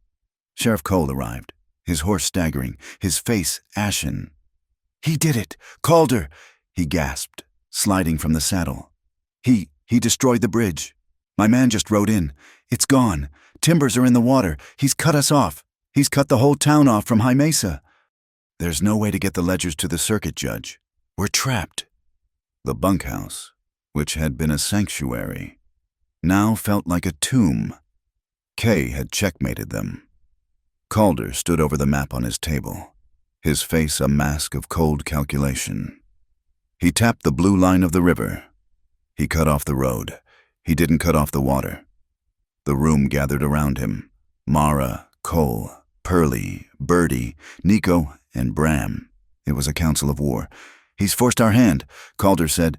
"We can't wait for the High Mesa judge to come to us, and we can't get to him. So we forced the trial here." "How?" Cole asked, his voice shaking. "Quay is the trial here. Not if we have Pike," Calder said. "Pike is a murderer and a kidnapper. He's the one man who will testify against Kay to save his own neck. We don't need to get to High Mesa. We just need Pike." He drew 3 lines on the map, a 3-pronged pincer. "1, he said, pointing to the shallow ferry crossing. The only other way to get a horse across the river. "Nico, Bram, Pike will expect us to try for High Mesa. He'll have men watching the ferry. You'll give them a show. Take the rock dust we use for clearing stumps. Set a charge. Not to harm, just to herd. When Pike takes the bait tonight, you blow the crossing. You make him think his escape route is gone." 2, he looked at Pearlie. "The town is with us, but they're scared. They're a mob without a leader. They need a signal. When we have Pike, when the town gathers, I want you to ring that bell. Not a fire alarm, a steady, tolling bell. A call to judgment. Let them know God is on our side." And 3, he looked at Mara. His voice was soft. "He's lost the town. He's lost his reputation. All he has left is rage. He'll come for you. He won't be smart. He'll be blind. I'll be the bait," Mara said. It wasn't a question. Calder nodded, pointing to a narrow, twisting canyon on the map. "Thistle Gate. It's a box, barely wide enough for 2 riders. You lead, he follows. I'll be on the rim. We take him there." Sheriff Cole looked at the map, at the faces in the room. He was the law, and he had been useless. "What about me?" Calder fixed him with a hard stare. "You've been letting Key use his badge. It's time you used yours." A spark of long-dead pride flickered in Cole's eyes. He had been bullied, threatened, and made a fool of. "His seal," Cole whispered, his hand going to his vest pocket. "The one he used on the wanted poster. It's a fake." The room went still. "He's been so arrogant," Cole said, his voice gaining strength.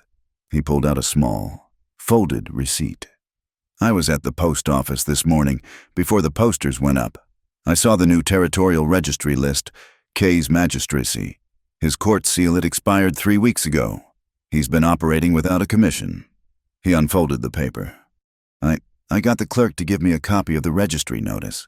This is a post office receipt, dated today, time-stamping that notice. His warrant for you, Mara, was illegal. The wanted poster is illegal. He's not a judge. Calder, he's just a man, and we can arrest him." It was the final piece, the legal bullet for their gun. Night fell, the third and final night. The town was a powder keg, humming with tension. In the deep shadows by the livery, Mara adjusted the saddle on a fast, dark-spotted Appaloosa that Calder called Crow. She was a visible, deliberate target, in the hills above Thistlegate. Calder was already in position, his rifle resting on a bed of rock, the moonlight glinting on the long barrel. At the shallow ferry crossing, Nico and Bram were tamping the last of the rock dust into the bank, a long fuse trailing into the darkness. In the belfry of the silent church, Reverend Purley stood by the open window, her hand on the bell rope. All was quiet. All was waiting. A shutter opened high in the belfry. A single light appeared, shielded and filtered through a piece of dark green cloth. It flashed. Once.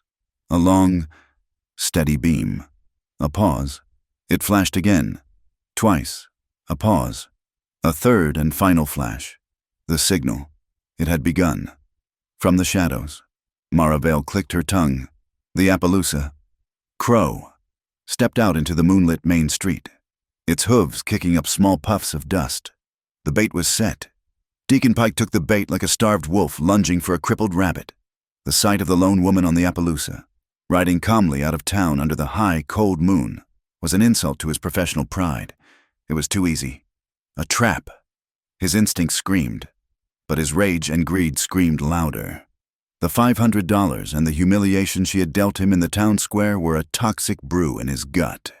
He swung into his saddle, his 2 remaining men flanking him, and spurred his horse into a gallop. Mara didn't look back.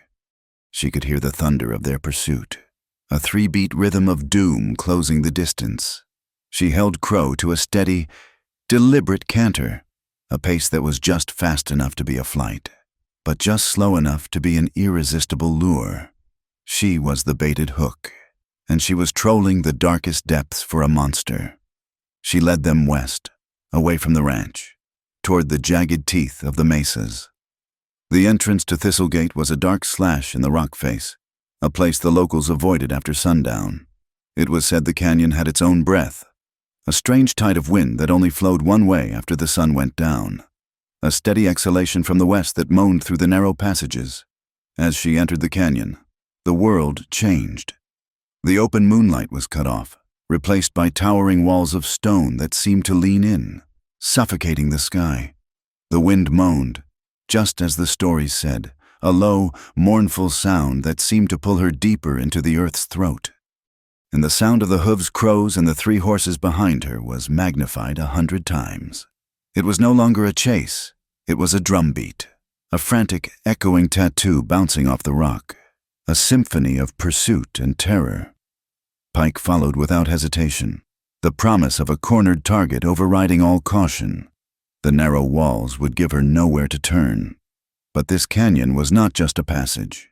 It was a character in Calder's play, and its part was about to begin. High above, on the north rim of the mesa, Calder moved like a panther. He was not on his horse. He ran along the treacherous ridgeline, his boots finding silent purchase on the stone, the moon at his back. He had outpaced them easily. His knowledge of the terrain his greatest advantage. He carried his rifle, but it was not the tool he needed now. He stopped at a dense thicket of yucca plants, their spiny leaves like a cluster of green swords. With a grunt of effort, he ripped a 2-foot-long stalk from the earth, its roots tearing free. He used a heavy rock to sharpen the root end to a crude point.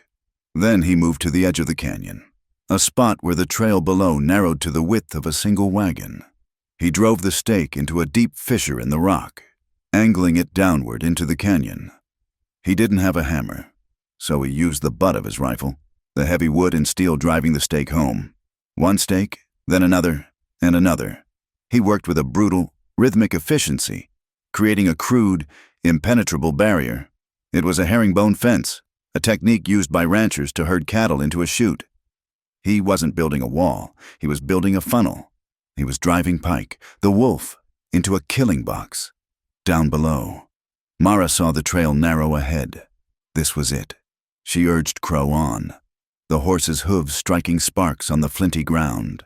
The drumming behind her grew louder, closer. Pike was letting his horse have its head, eager for the finish.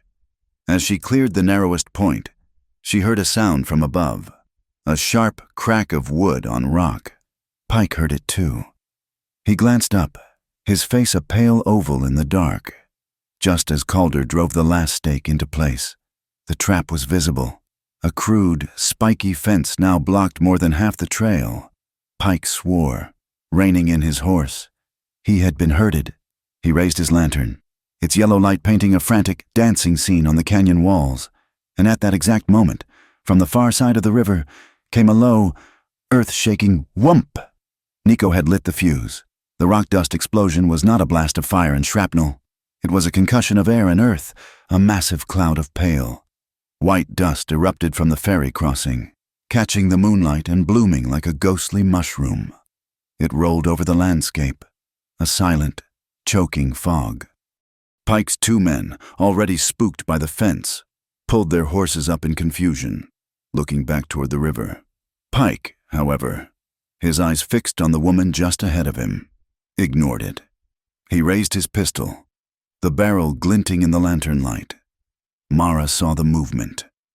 She threw herself flat against Crow's neck.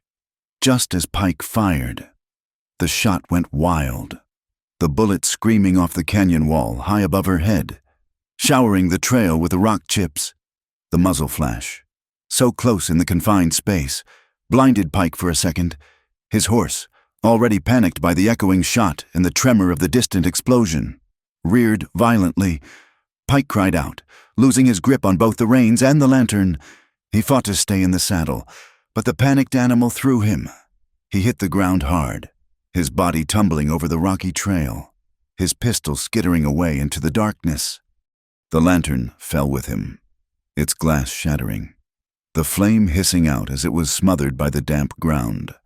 The world was suddenly plunged into a disorienting mix of near-total darkness and ringing silence, broken only by the panicked whinny of Pike's horse as it galloped back the way it had come. Mara did not wait for Calder. This was her fight. In one fluid motion, she swung her leg over Crow's back and dropped to the ground. She landed running. She had a coil of rope on her saddle, not a lariat for roping cattle, but a shorter, thicker pigging string, used for tying the legs of calves. She ripped it free. Pike was on his hands and knees, dazed, shaking his head to clear it.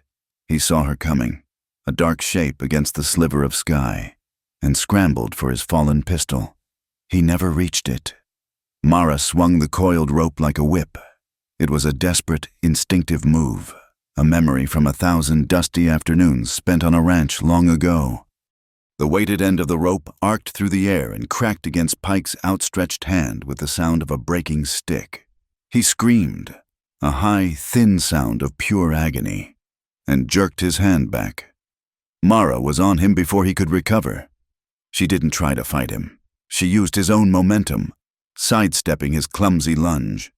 As he stumbled past, she looped the pigging string over his right arm, pulled it tight behind his back, and used a quick, brutal twist to lock his elbow.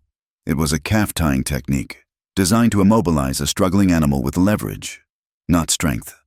Pike, his arm contorted at an unnatural angle, howled in pain and rage and collapsed onto his face. Before he could move, Mara had his other arm, cinching the rope tight, the rough hemp biting into his wrists. He was trussed, helpless, his face pressed into the dirt of the canyon floor. Silence fell again. There was only the sound of Mara's ragged breathing and Pike's muffled curses. A moment later, Calder dropped from a ledge above, landing silently beside her. He knelt, his rifle held loosely in one hand, and looked at what she had done. He looked at the clean, efficient knot she had tied. His face, unreadable in the dark, held a flicker of something new awe. He put his knee on Pike's back, pressing him firmly into a patch of sharp, prickly needle grass. "Deacon Pike," Calder said, his voice low and formal. "A judge delivering a verdict. I charge you with the attempted murder of Mara Vale. I charge you with the destruction of illegal transport. And I charge you with conspiracy to engage in the trafficking of human souls." As he finished speaking, a new sound began, faint at first, then growing louder, rolling down the canyon toward them. It was the slow, solemn tolling of a church bell. Bong, bong, bong. Reverend Purley was calling the town to witness. Headlights appeared at the mouth of the canyon. Sheriff Cole rode in, holding a lantern high. Behind him, on foot, were the men of Sable Draw the blacksmith holding a hammer, the storekeeper with a shotgun, their faces grim and determined in the flickering light. They had answered the bell. "I have a warrant," Pike spat, his voice full of venom and dirt. "From the court, you can't do this." Sheriff Cole dismounted and walked forward until he stood over the captured man. He reached into his vest, but he didn't pull out a gun. He pulled out the small, folded postal receipt. "This is from the post office. Pike," Cole said, his voice clear and steady, all the tremor gone. "It's a copy of the new territorial registry. Magistrate Key's commission expired 3 weeks ago. The seal he used on your warrant is invalid. The paper you're carrying isn't worth the ink it's printed on." Pike went rigid. The last vestige of his authority, the shield of Key's corrupted law, had just turned to dust. Cole knelt and snapped a pair of iron cuffs onto Pike's bound wrists. The sound was a sharp, final click. Even then, defeated and in irons, Pike sneered. "You think this is over?" he snarled, craning his neck to look at Mara. "You think you've won Kay will burn this whole town to the ground to get his hands on you. He'll salt the earth where your ranch stands. He won't stop. Ever." The threat hung in the cold night air. They had the snake's rattle, but the snake itself was still coiled, still ready to strike. They had won the battle, but the war, the real war, was still waiting for them in Dry Lantern. Mara looked at Calder. She saw the exhaustion in his face, but also the same unbending resolve she felt in her own heart. They had been reacting, defending, running. No more. She turned to face the men of Sable Draw, her voice ringing off the stone walls. "He's right," she said. "Elias Quay won't stop, and we've waited long enough for justice to find its way here." She walked to Crow and took the reins, swinging herself up into the saddle. She looked down at Calder, at Cole, at the assembled town. "We bring the justice to him," she declared. "Not wait for it to find us." She turned her horse, not back toward the safety of the ranch, not toward the celebration in town. She turned her horse east, toward the dark horizon, toward the source of the rot, one by one. Calder, Cole, and the men of Sable Draw mounted their own horses and fell in behind her. They were no longer a posse, they were an army, and they were marching on Dry Lantern to bring the final judgment to the magistrate's door. The sun that rose over Dry Lantern was a hard, unforgiving eye in a brassy sky. The town square was not a place of commerce, but a stage set for a final, brutal act. Elias Quay stood on the steps of his office, which he now treated as a courthouse. He had flanked himself with 4 hired guards, hard men whose loyalty was to coin, not justice. In front of him, a simple wooden table had been set up, and beside it, the town flagpole stood stark and empty, its rope dangling like a hangman's noose. Kay held a heavy, leather-bound docket book in his hand, a prop meant to convey an authority he no longer possessed. He was a king presiding over a crumbling kingdom, and he intended to make an example of the rebellion. Mara's army arrived not with a charge, but with a slow, inexorable procession. They rode into the square and dismounted, forming a silent semicircle around the makeshift court. Calder, Nico, and Bram stood with Mara. Sheriff Cole walked to the center, Deacon Pike shackled and chained behind him, his face a mask of sullen fury. The men of Sable Draw, the blacksmith, the storekeeper, the ranchers formed a solid, silent wall. They were a jury of calloused hands and clear eyes. "This is an illegal assembly." Kay's voice was loud, but brittle, the sound of a glass about to shatter. "Sheriff Cole, you are relieved of duty. I order you to release that prisoner and arrest Calder Huxley and the woman known as Mara Vale." He held up his docket book. "I am convening a magistrate's court to try these fugitives." No one moved. The power he thought he held was an illusion, and the silence of the crowd was the sound of that illusion dying. Reverend Pearlie stepped forward from the crowd. She held no weapon, only her small, worn Bible. She opened it to a page marked with a ribbon. Her voice, deep and resonant, filled the square, cutting through Key's bluster. "You shall not be partial to the poor or defer to the great, but in righteousness shall you judge your neighbor," she read, her eyes fixed on Kay. "You shall not stand by idly when your neighbor's life is at stake." Leviticus. And she turned a page. "The wicked flee when no one pursues, but the righteous are bold as a lion." Proverbs. She closed the book with a soft snap. "We are here to be bold. Magistrate, we are here for righteousness."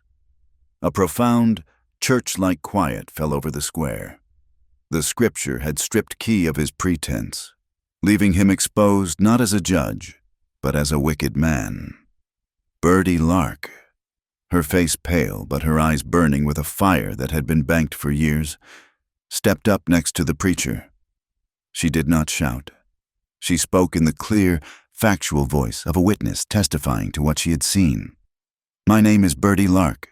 For 3 years, I cooked at the tallow house. I saw the girls arrive. I saw their papers disappear. I saw Magistrate Key come to them with his false promises. I saw him sell them. I saw him take the money. I saw him write their names down in his book, right next to the flour and the bacon. He called them his plus, his profit. He is not a judge. He is a merchant, and his merchandise was my friends." Each of her sentences was a nail driven into Key's coffin. Sheriff Cole, his face grim, finally played his final card. He stepped into the space between the crowd and Key. "Elias Quay, your authority is a fraud." His voice was steady, the voice of a man who had finally chosen a side. "By the laws of this territory, when a sitting magistrate stands accused by credible witnesses, his authority is suspended, and by that same law, in the absence of a judge, temporary judicial power is invested in the ranking peace officer, pending the arrival of a circuit judge." He tapped the tin star on his chest.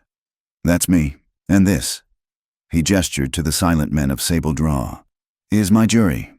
I am convening a field tribunal to hear the charges against you. Bring the prisoner forward." 2 men shoved the snarling Pike toward the table. Kay's face was a mask of apoplectic rage.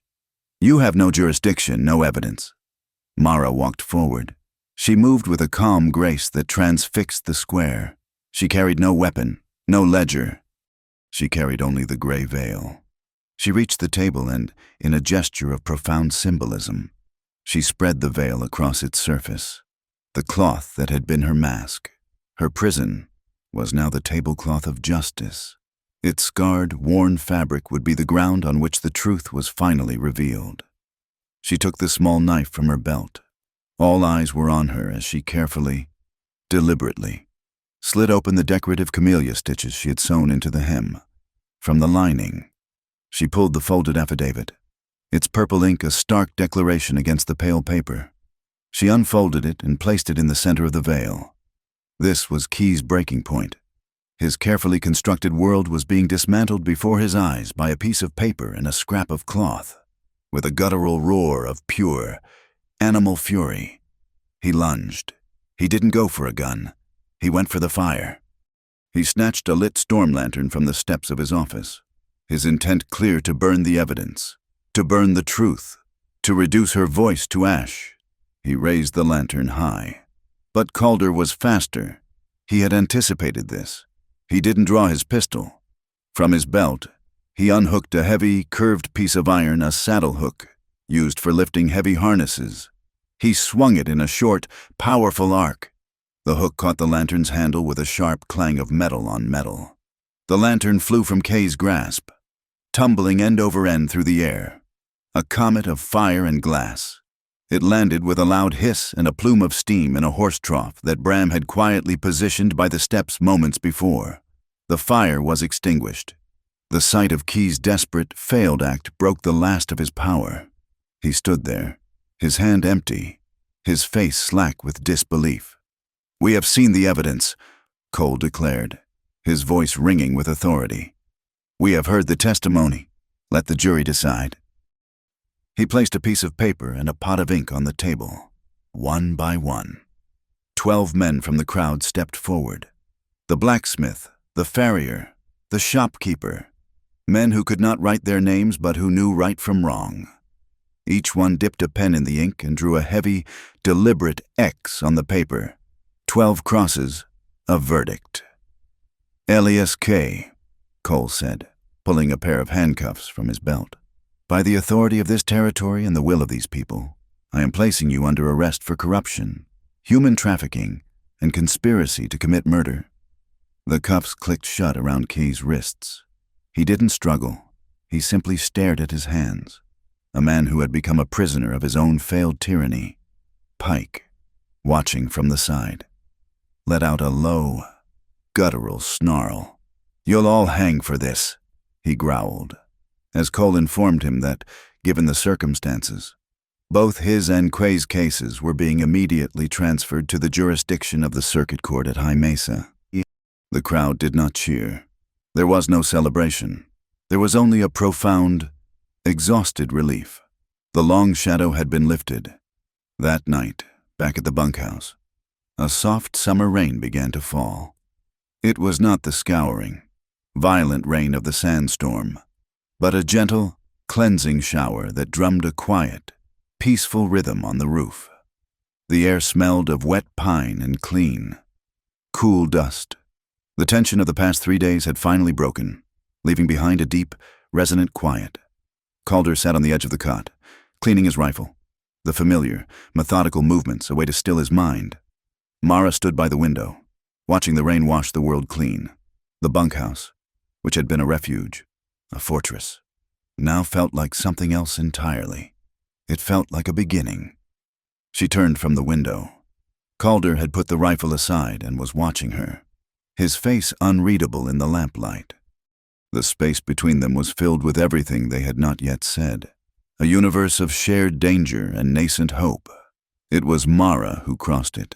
She walked to him and knelt on the floor in front of him, so their faces were level. She didn't speak. She simply reached out and placed her hands on either side of his face, her palms cool against his rough, unshaven cheeks. She looked into his eyes, a long, searching gaze that held no fear, only a deep, quiet question. Then, she leaned in and gently pressed her forehead to his. The contact was electric, a current of pure, unspoken emotion passing between them, skin to skin, bone to bone. It was a gesture more intimate than any kiss, a meeting of souls. She could feel the slow, steady thrum of his pulse beneath her hands. The room was filled with the sound of their breathing, a soft, harmonious counterpoint to the rain on the roof.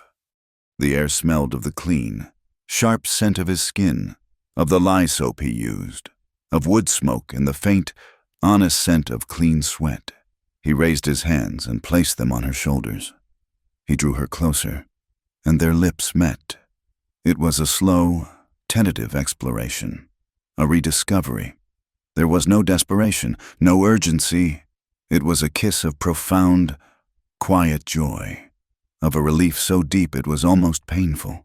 Her cloak, still damp from the ride, slipped from one of her shoulders, pooling on the floor. His hand slid from her shoulder down her back, coming to rest on the small of it. a warm, solid weight. The touch was a question, an offering.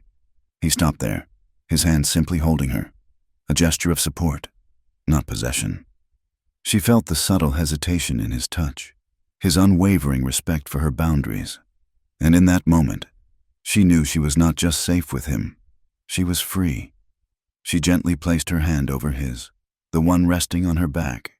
It was not a gesture to stop him. It was a signal to change the rhythm, to let him know that she was a willing participant in this slow, beautiful dance. "Don't stop," she whispered against his lips. The words a soft echo of a previous moment, but imbued with a new, deeper meaning. It was not a plea to prolong a physical sensation.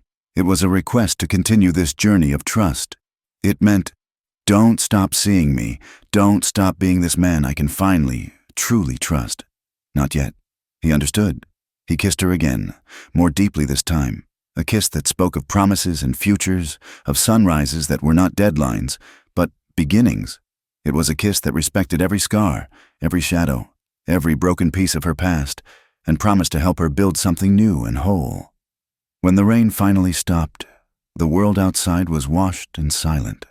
They lay side by side on the narrow cot, still clothed, watching the first hints of dawn paint the high rafters in shades of silver and rose. A small, genuine smile touched Mara's lips. Her face, completely uncovered in the soft light, was serene. The bunkhouse was no longer a shelter. It was no longer a refuge from a storm. It had become something more. It had become a home. The journey to High Mesa was a procession of grim necessity. The long loop around the destroyed bridge took them through the high, arid backcountry, a land of jagged rock and whispering alkali flats. Calder led the way, his face set like stone, his eyes constantly scanning the ridges. Mara rode beside him, no longer a passenger, but his partner. Behind them, Sheriff Cole, his arm in a sling from a wound sustained in the field tribunal's chaos, rode with the men from Sable Draw. In their midst, shackled and bound to their horses, were Elias Key and Deacon Pike. Pike was sullen and silent, a caged animal. Key, however, was a different kind of prisoner. He was vibrating with a toxic, humiliated rage, his eyes darting to every rock, every shadow, as if willing an escape from the very air. Bertie Lark and Reverend Purley followed in the supply wagon, carrying the provisions and, most importantly, the sealed leather satchel. Inside it lay the Q+ ledger, Mara's affidavit, and Cole's damning postal receipt. They were the truth, bound in leather, and they were heavy. They reached the Black String Bridge by midday. It was an old iron rail bridge, spanning a deep, narrow gorge. The river below was a muddy, churning ribbon. The sound of their horses' hooves on the iron plates was a hollow, echoing clang, clang, clang, a sound that made the hair on Calder's neck stand up. They were exposed. They were halfway across when the first shot cracked the air. It came from the rocks above the far embankment. The high, sharp report of a hunting rifle. It wasn't aimed at a person. It was aimed at the truth. The bullet ripped through the air and struck the supply wagon. Reverend Purley cried out as the man beside her, a young ranch hand from Sable Draw who had been deputized to carry the satchel, slumped over. He wasn't dead, but the shot had torn through his shoulder, and his grip on the satchel went slack. The precious leather bag, containing everything, tumbled from his grasp. It hit the iron decking of the bridge, bounced once, and rolled, coming to rest for one heart-stopping second on the very edge of the bridge, balanced precariously over the chasm. "The papers!" Bertie shrieked. Another shot kicked up iron sparks, jarring the satchel. It tipped. Mara didn't think. She acted. She threw herself from Crow's back, lunging not for cover, but for the bag. Her fingers brushed the strap just as it slipped over the edge. Her momentum was too great. She grabbed the satchel, clutching it to her chest, and went over the side. She didn't fall into the river. The bridge abutment was built on a steep, gravelly embankment. She hit the loose scree and tumbled, rolling head over heels down the sharp, thorny slope. The satchel held against her like a shield. She came to a painful stop 20 feet below, hidden from the bridge, but exposed to the sniper above. "Mara!" Calder's voice was a roar of pure, primal fear. He was off his horse in an instant. As the men on the bridge returned fire, creating a chaotic din of echoing gunshots, Calder ignored the fight. He threw himself down the embankment, sliding on his heels, placing his body between Mara and the unseen gunman on the ridge. "Get behind me!" he yelled, pulling his own pistol. A bullet zinged off a rock just inches from his head, spraying his face with stone chips. He didn't flinch. Another shot tore through the thick muscle of his left forearm. It was a hot, searing graze, a line of fire that soaked his sleeve in crimson, but he barely registered the pain. His entire world had narrowed to the woman on the ground, who was pushing herself to her knees, the satchel held high. "I have it," she gasped. "I'm all right." Above them, the battle was a stalemate. Cole and his men were pinned, the ambushers' keys last. Desperate contingent of hired guns were dug in, but Bertie Lark was not a gunslinger. She was a cook, and she knew this land. She knew the Red Peak mining camp was less than half a mile up the gorge, and their shift was changing. She dove into the back of the wagon and fumbled for the long tin whistle she used to call the hands at the Huxley Spur for dinner. She put it to her lips and blew. Not a simple blast, but a piercing, rhythmic code. Short, short, long. Pause. Short, short, long. The miner's emergency signal. For a moment, the only sound was the gunfire. Then, a new sound. The sound of running boots. From a side trail used for hauling ore, a dozen men emerged. They were caked in coal dust and sweat, their carbide lamps still lit on their caps. They were not carrying rifles. They were carrying the tools that were extensions of their arms, heavy-duty shovels, weighted pickaxes, and long iron crowbars. These were the men whose sisters, daughters, and wives had been in Key's ledgers. They didn't shout. They didn't make a sound. They surged up the trail toward the ambusher's position, a silent, furious wave of black-faced justice. The gunmen, suddenly finding themselves fighting not just ranchers, but a horde of vengeful miners swinging tools of vengeance. Panicked, the fight was no longer a shootout. It was a rout. The ambushers dropped their rifles and fled, vanishing into the hills. In the chaos, Elias Kay saw his chance.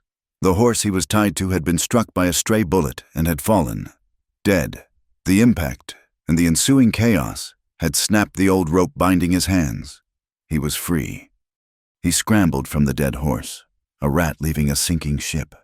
He didn't run for the open. He saw a small, dilapidated shed near the bridge's end, a place once used to store coal for the old steam freighters. He sprinted for it, yanked the door open, and slammed it shut, plunging himself into the dusty darkness. Mara saw him. She had just scrambled back onto the bridge, Calder's good hand pulling her up. She handed the satchel to a stunned Reverend Purley. "Keep it safe." Calder was directing his men, ensuring the wounded were tended to. Cole was trying to reload his pistol with one hand. No one else had seen Key. Mara ran. She reached the coal shed just as Kay slid the heavy internal bar into place. She was locked out, but Key was locked in. She looked around, her mind racing. A few feet away, the rusted chassis of a long-dead freight wagon lay in the weeds. A thick iron linchpin, coated in old axle grease, was still lodged in the hub. She grabbed it. It was heavy, a solid foot of metal. She ran to the shed door. The hasp on the outside was old and empty. As Kay pounded on the door from the inside, testing its strength, Mara shoved the thick iron pin through the hasp, dropping it into place. It was a perfect, immovable lock. "Let me out," Quay roared, his voice muffled by the thick, splintered wood. "You can't do this to me." Mara leaned her back against the door, her whole body shaking. Not from fear, but from a profound, vibrating rage. She could smell the cold, dry scent of coal dust through the cracks. "It's over, Key," she said, her voice low. "It's not over," he shrieked. "You're a whore, a ghost. You're nobody. You're nothing. You don't even have a name." Mara closed her eyes. She thought of the gray veil, the one now wrapped around the ledgers in the wagon, the thing he had used to make her nobody. "I am not nobody," she said. her voice clear and carrying over the sound of his fists on the wood. "I am the one who gets to name myself." A profound, animalistic scream came from inside the shed. Then a crash. Kay was using his entire body as a battering ram. He hit the door again. The old wood groaned. The iron pin in the hasp bent, but held. He hit it a third time. Crack! The door exploded outward, the jamb splintering, sending Mara staggering back. Quay stumbled out into the sunlight, his face a mask of sweat and coal dust, his fine suit ruined. He was unarmed, but his eyes were wild with a madness that had consumed his last shred of sanity. He saw her, and he lunged, his hands clawed, aiming for her throat. "I'll kill you with my bare hands," he screamed. Mara didn't run. She didn't flinch. She had learned too much. As he lunged, she remembered the night in Thistlegate, the feel of the rope, the balance of leverage. She sidestepped his clumsy, desperate charge. His momentum carried him past her. In her hand, she still held the leather rein from Crow, which she had grabbed to lead her horse off the bridge. As he stumbled, she looped the rein around his advancing right wrist. He tried to pull back, but she held firm, and in a single, fluid motion, she wrapped the other end of the rein around the thick primary support beam of the shed's awning. Kay was brought up short, his arm yanked painfully back, the leather biting into his skin. He was tethered, just as he had tethered so many women with his false contracts. He struggled, pulling against the rein, but Mara simply held the end, her knuckles white. She had caught him. "Sheriff," Calder's voice. He and Cole rounded the shed, their guns raised. They stopped, taking in the scene Key, filthy and bound to a post, and Mara, standing 10 feet away, holding the end of the rein, her chest heaving. Calder holstered his pistol. He walked forward, took the rein from her unresisting hand, and pulled it tight, securing it with a knot. Sheriff Cole, his face pale from his wound but his eyes hard as iron, stepped in front of the captured magistrate.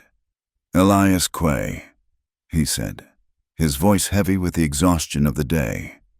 "I am placing you under arrest, again, for attempted murder of a peace officer, for attempted escape, and for being a damn fool." The miners and the men from Sable Draw gathered, forming a silent circle. They had Key, they had Pike, they had the evidence. They looked at Key, the man who had held the power of life and death over them, now tied to a coal shed, covered in filth. No one cheered. Instead, a single, new sound began. The blacksmith, standing at the edge of the circle, slowly, deliberately, tapped the wooden butt of his rifle on the hard leather of his boot. Thud. A miner next to him tapped his pickaxe handle against his own boot. Thud. One by one, the circle of men joined in. A slow, steady, rhythmic thud, thud, thud. It was the sound of a clock ticking. It was the sound of a heart beating. It was the hollow, solemn drumbeat of a gallows being prepared. It was the rhythm of a justice that was slow, but absolute. They arrived at the High Mesa Territorial Courthouse as the sun dipped below the horizon, bathing the brick building in a light the color of blood and gold. They were exhausted, wounded, but they were on time. The circuit judge, a stern, wire-thin man named Phineas Stone, met them on the steps. He looked at the prisoners, at the wounded sheriff, at the contingent of soot-covered miners, and then at Mara. Sheriff Cole presented the satchel. "The evidence, Your Honor. We had some trouble on the way." Judge Stone saw the bullet hole in the bag. He took it, and in his chambers, he laid out the Q-plus ledger, the affidavit, and the postal receipt. He looked at the gray veil, which had been used as padding. "This is the core of it," he said, his finger tapping Mara's purple-inked affidavit. "This must be sealed until the trial." He called for his clerk. "Bring the territorial seal. And wax." He carefully refolded the papers and the ledgers. Then, he took the gray veil and wrapped it around the entire bundle, knotting the fabric. It was no longer a mask. It was a shroud for Key's career. He dripped hot, red wax onto the knot, and then pressed the heavy, official seal of the United States Territorial Court into it. The veil was now a protected, legal document, a talisman of the court itself. News traveled fast by telegraph. The next morning, as they prepared to ride back, a message was handed to Sheriff Cole. He read it, and a slow smile spread across his weary face. He handed it to Calder, who read it aloud to Mara and the others. By order of the governor, Elias Quay is officially stripped of all titles and authority. By order of Judge Phineas Stone, a traveling court will be convened to render final judgment. Location Dry Lantern Square, time tomorrow, at dawn. Mara stood in the high mesa street, the clean, high-altitude air cool on her face. She looked at her hands, the one scarred from a manacle, the other raw from the rope. She thought of her veil, now locked in a government safe, sealed with wax and law.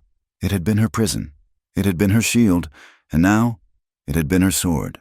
She nodded, once, to herself. The old prop had served its final purpose. It was time to close the loop. The final dawn broke over Dry Lantern, not with the angry fire of the previous days, but with a soft, pearlescent light that promised clarity.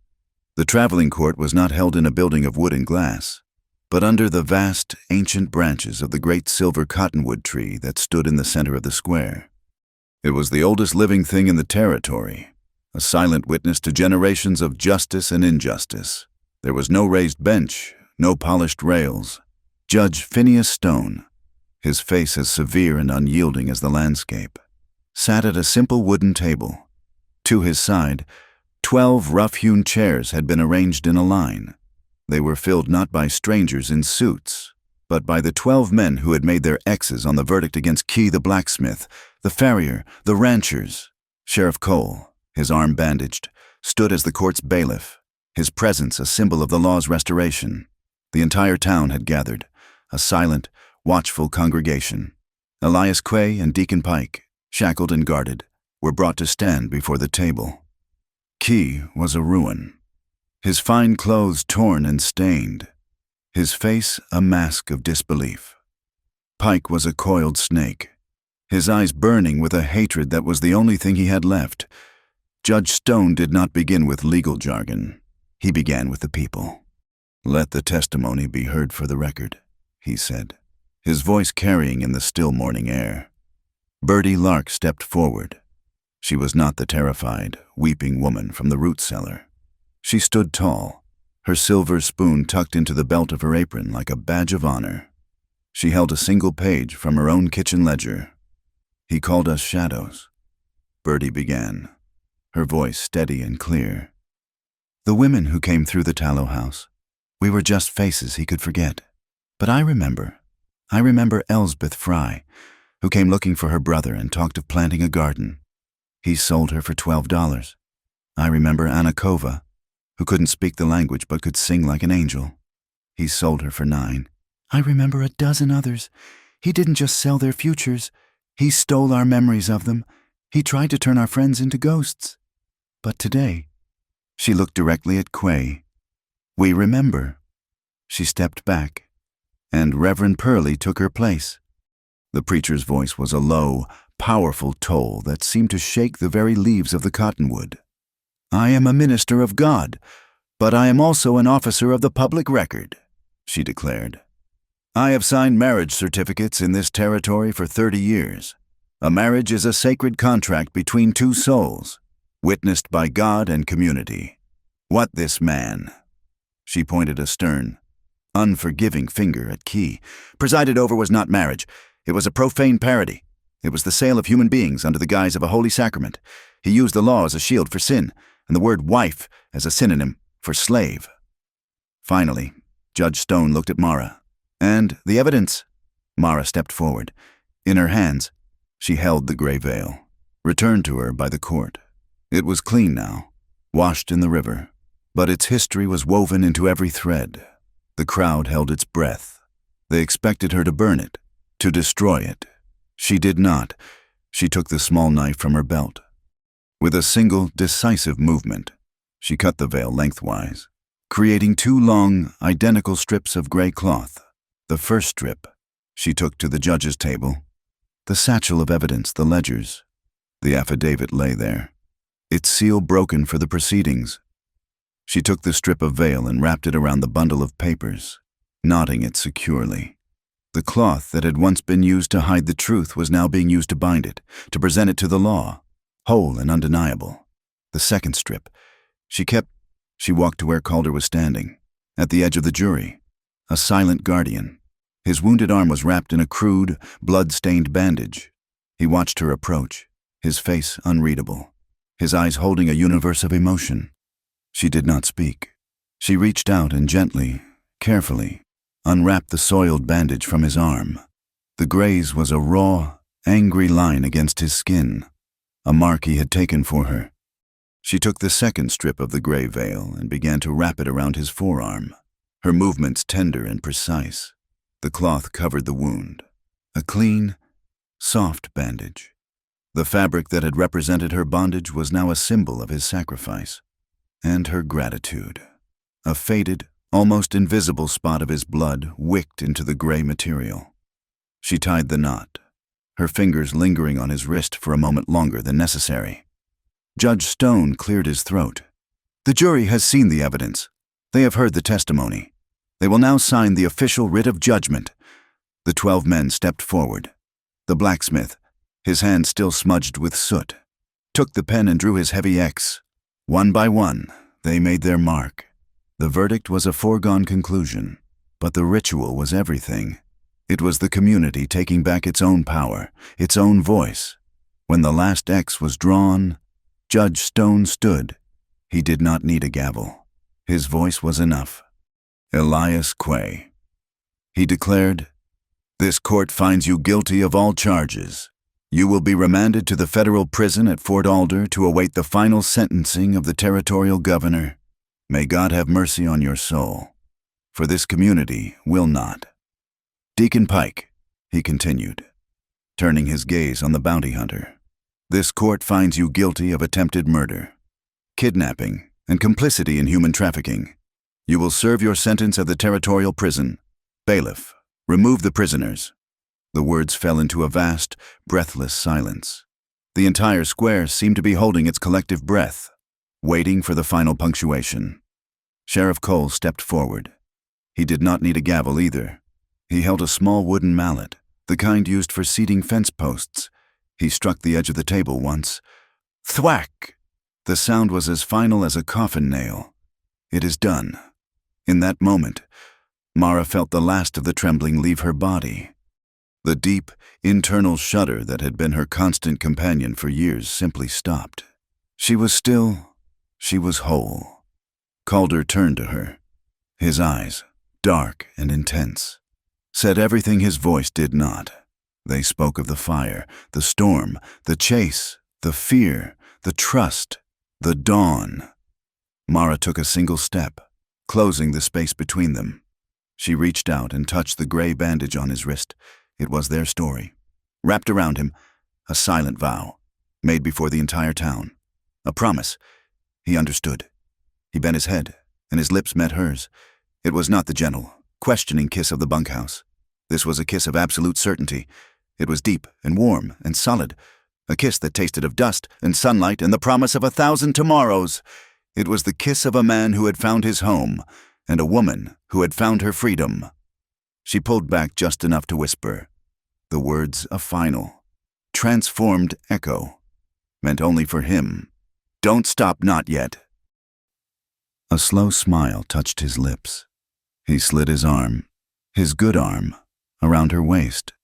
He did not lift her in a grand, theatrical display. He just lifted a slight, almost imperceptible shift, raising her from the ground just enough that her feet left the dust.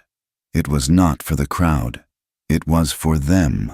It was a gesture that said, "We have risen above this, together." But the crowd saw, and the profound silence that had held the square in its grip finally, cataclysmically, broke. It started as a single whoop from a miner in the back, and then it became a roar, a wave of sound that washed over them, a tidal wave of relief and joy and victory, the sound of a town that had taken its soul back. And in that roar, Mara and Calder saw their future. They saw the bunkhouse at the end of the dusty trail, its door standing open, welcoming them home. They saw the sunlight streaming through the window, catching the floating dust motes from the wood stove, making them sparkle and dance like a shower of wedding confetti. The final image was not of the prisoners being led away. It was of a single strip of gray cloth, identical to the one on Calder's arm, fluttering on a clothesline in the sunlit yard of the Huxley Spur. It was no longer a mask. It was no longer a bandage. It was a banner, a flag of a new nation, founded by two people. The world faded to black, the roar of the crowd turning into a soft hum, as his lips found hers one last time. The revenge was over. The promise to live, to truly live, had just begun. Thank you for listening to our story. We'd love to know where you're tuning in from, so please drop a comment below to share your location and your thoughts on Mara and Calder's journey. Don't forget to subscribe to our channel, Wild West Stories 1850, like this video. And if you truly enjoyed it, please support us by hitting the hype button. It helps more than you know to bring these stories to a wider audience.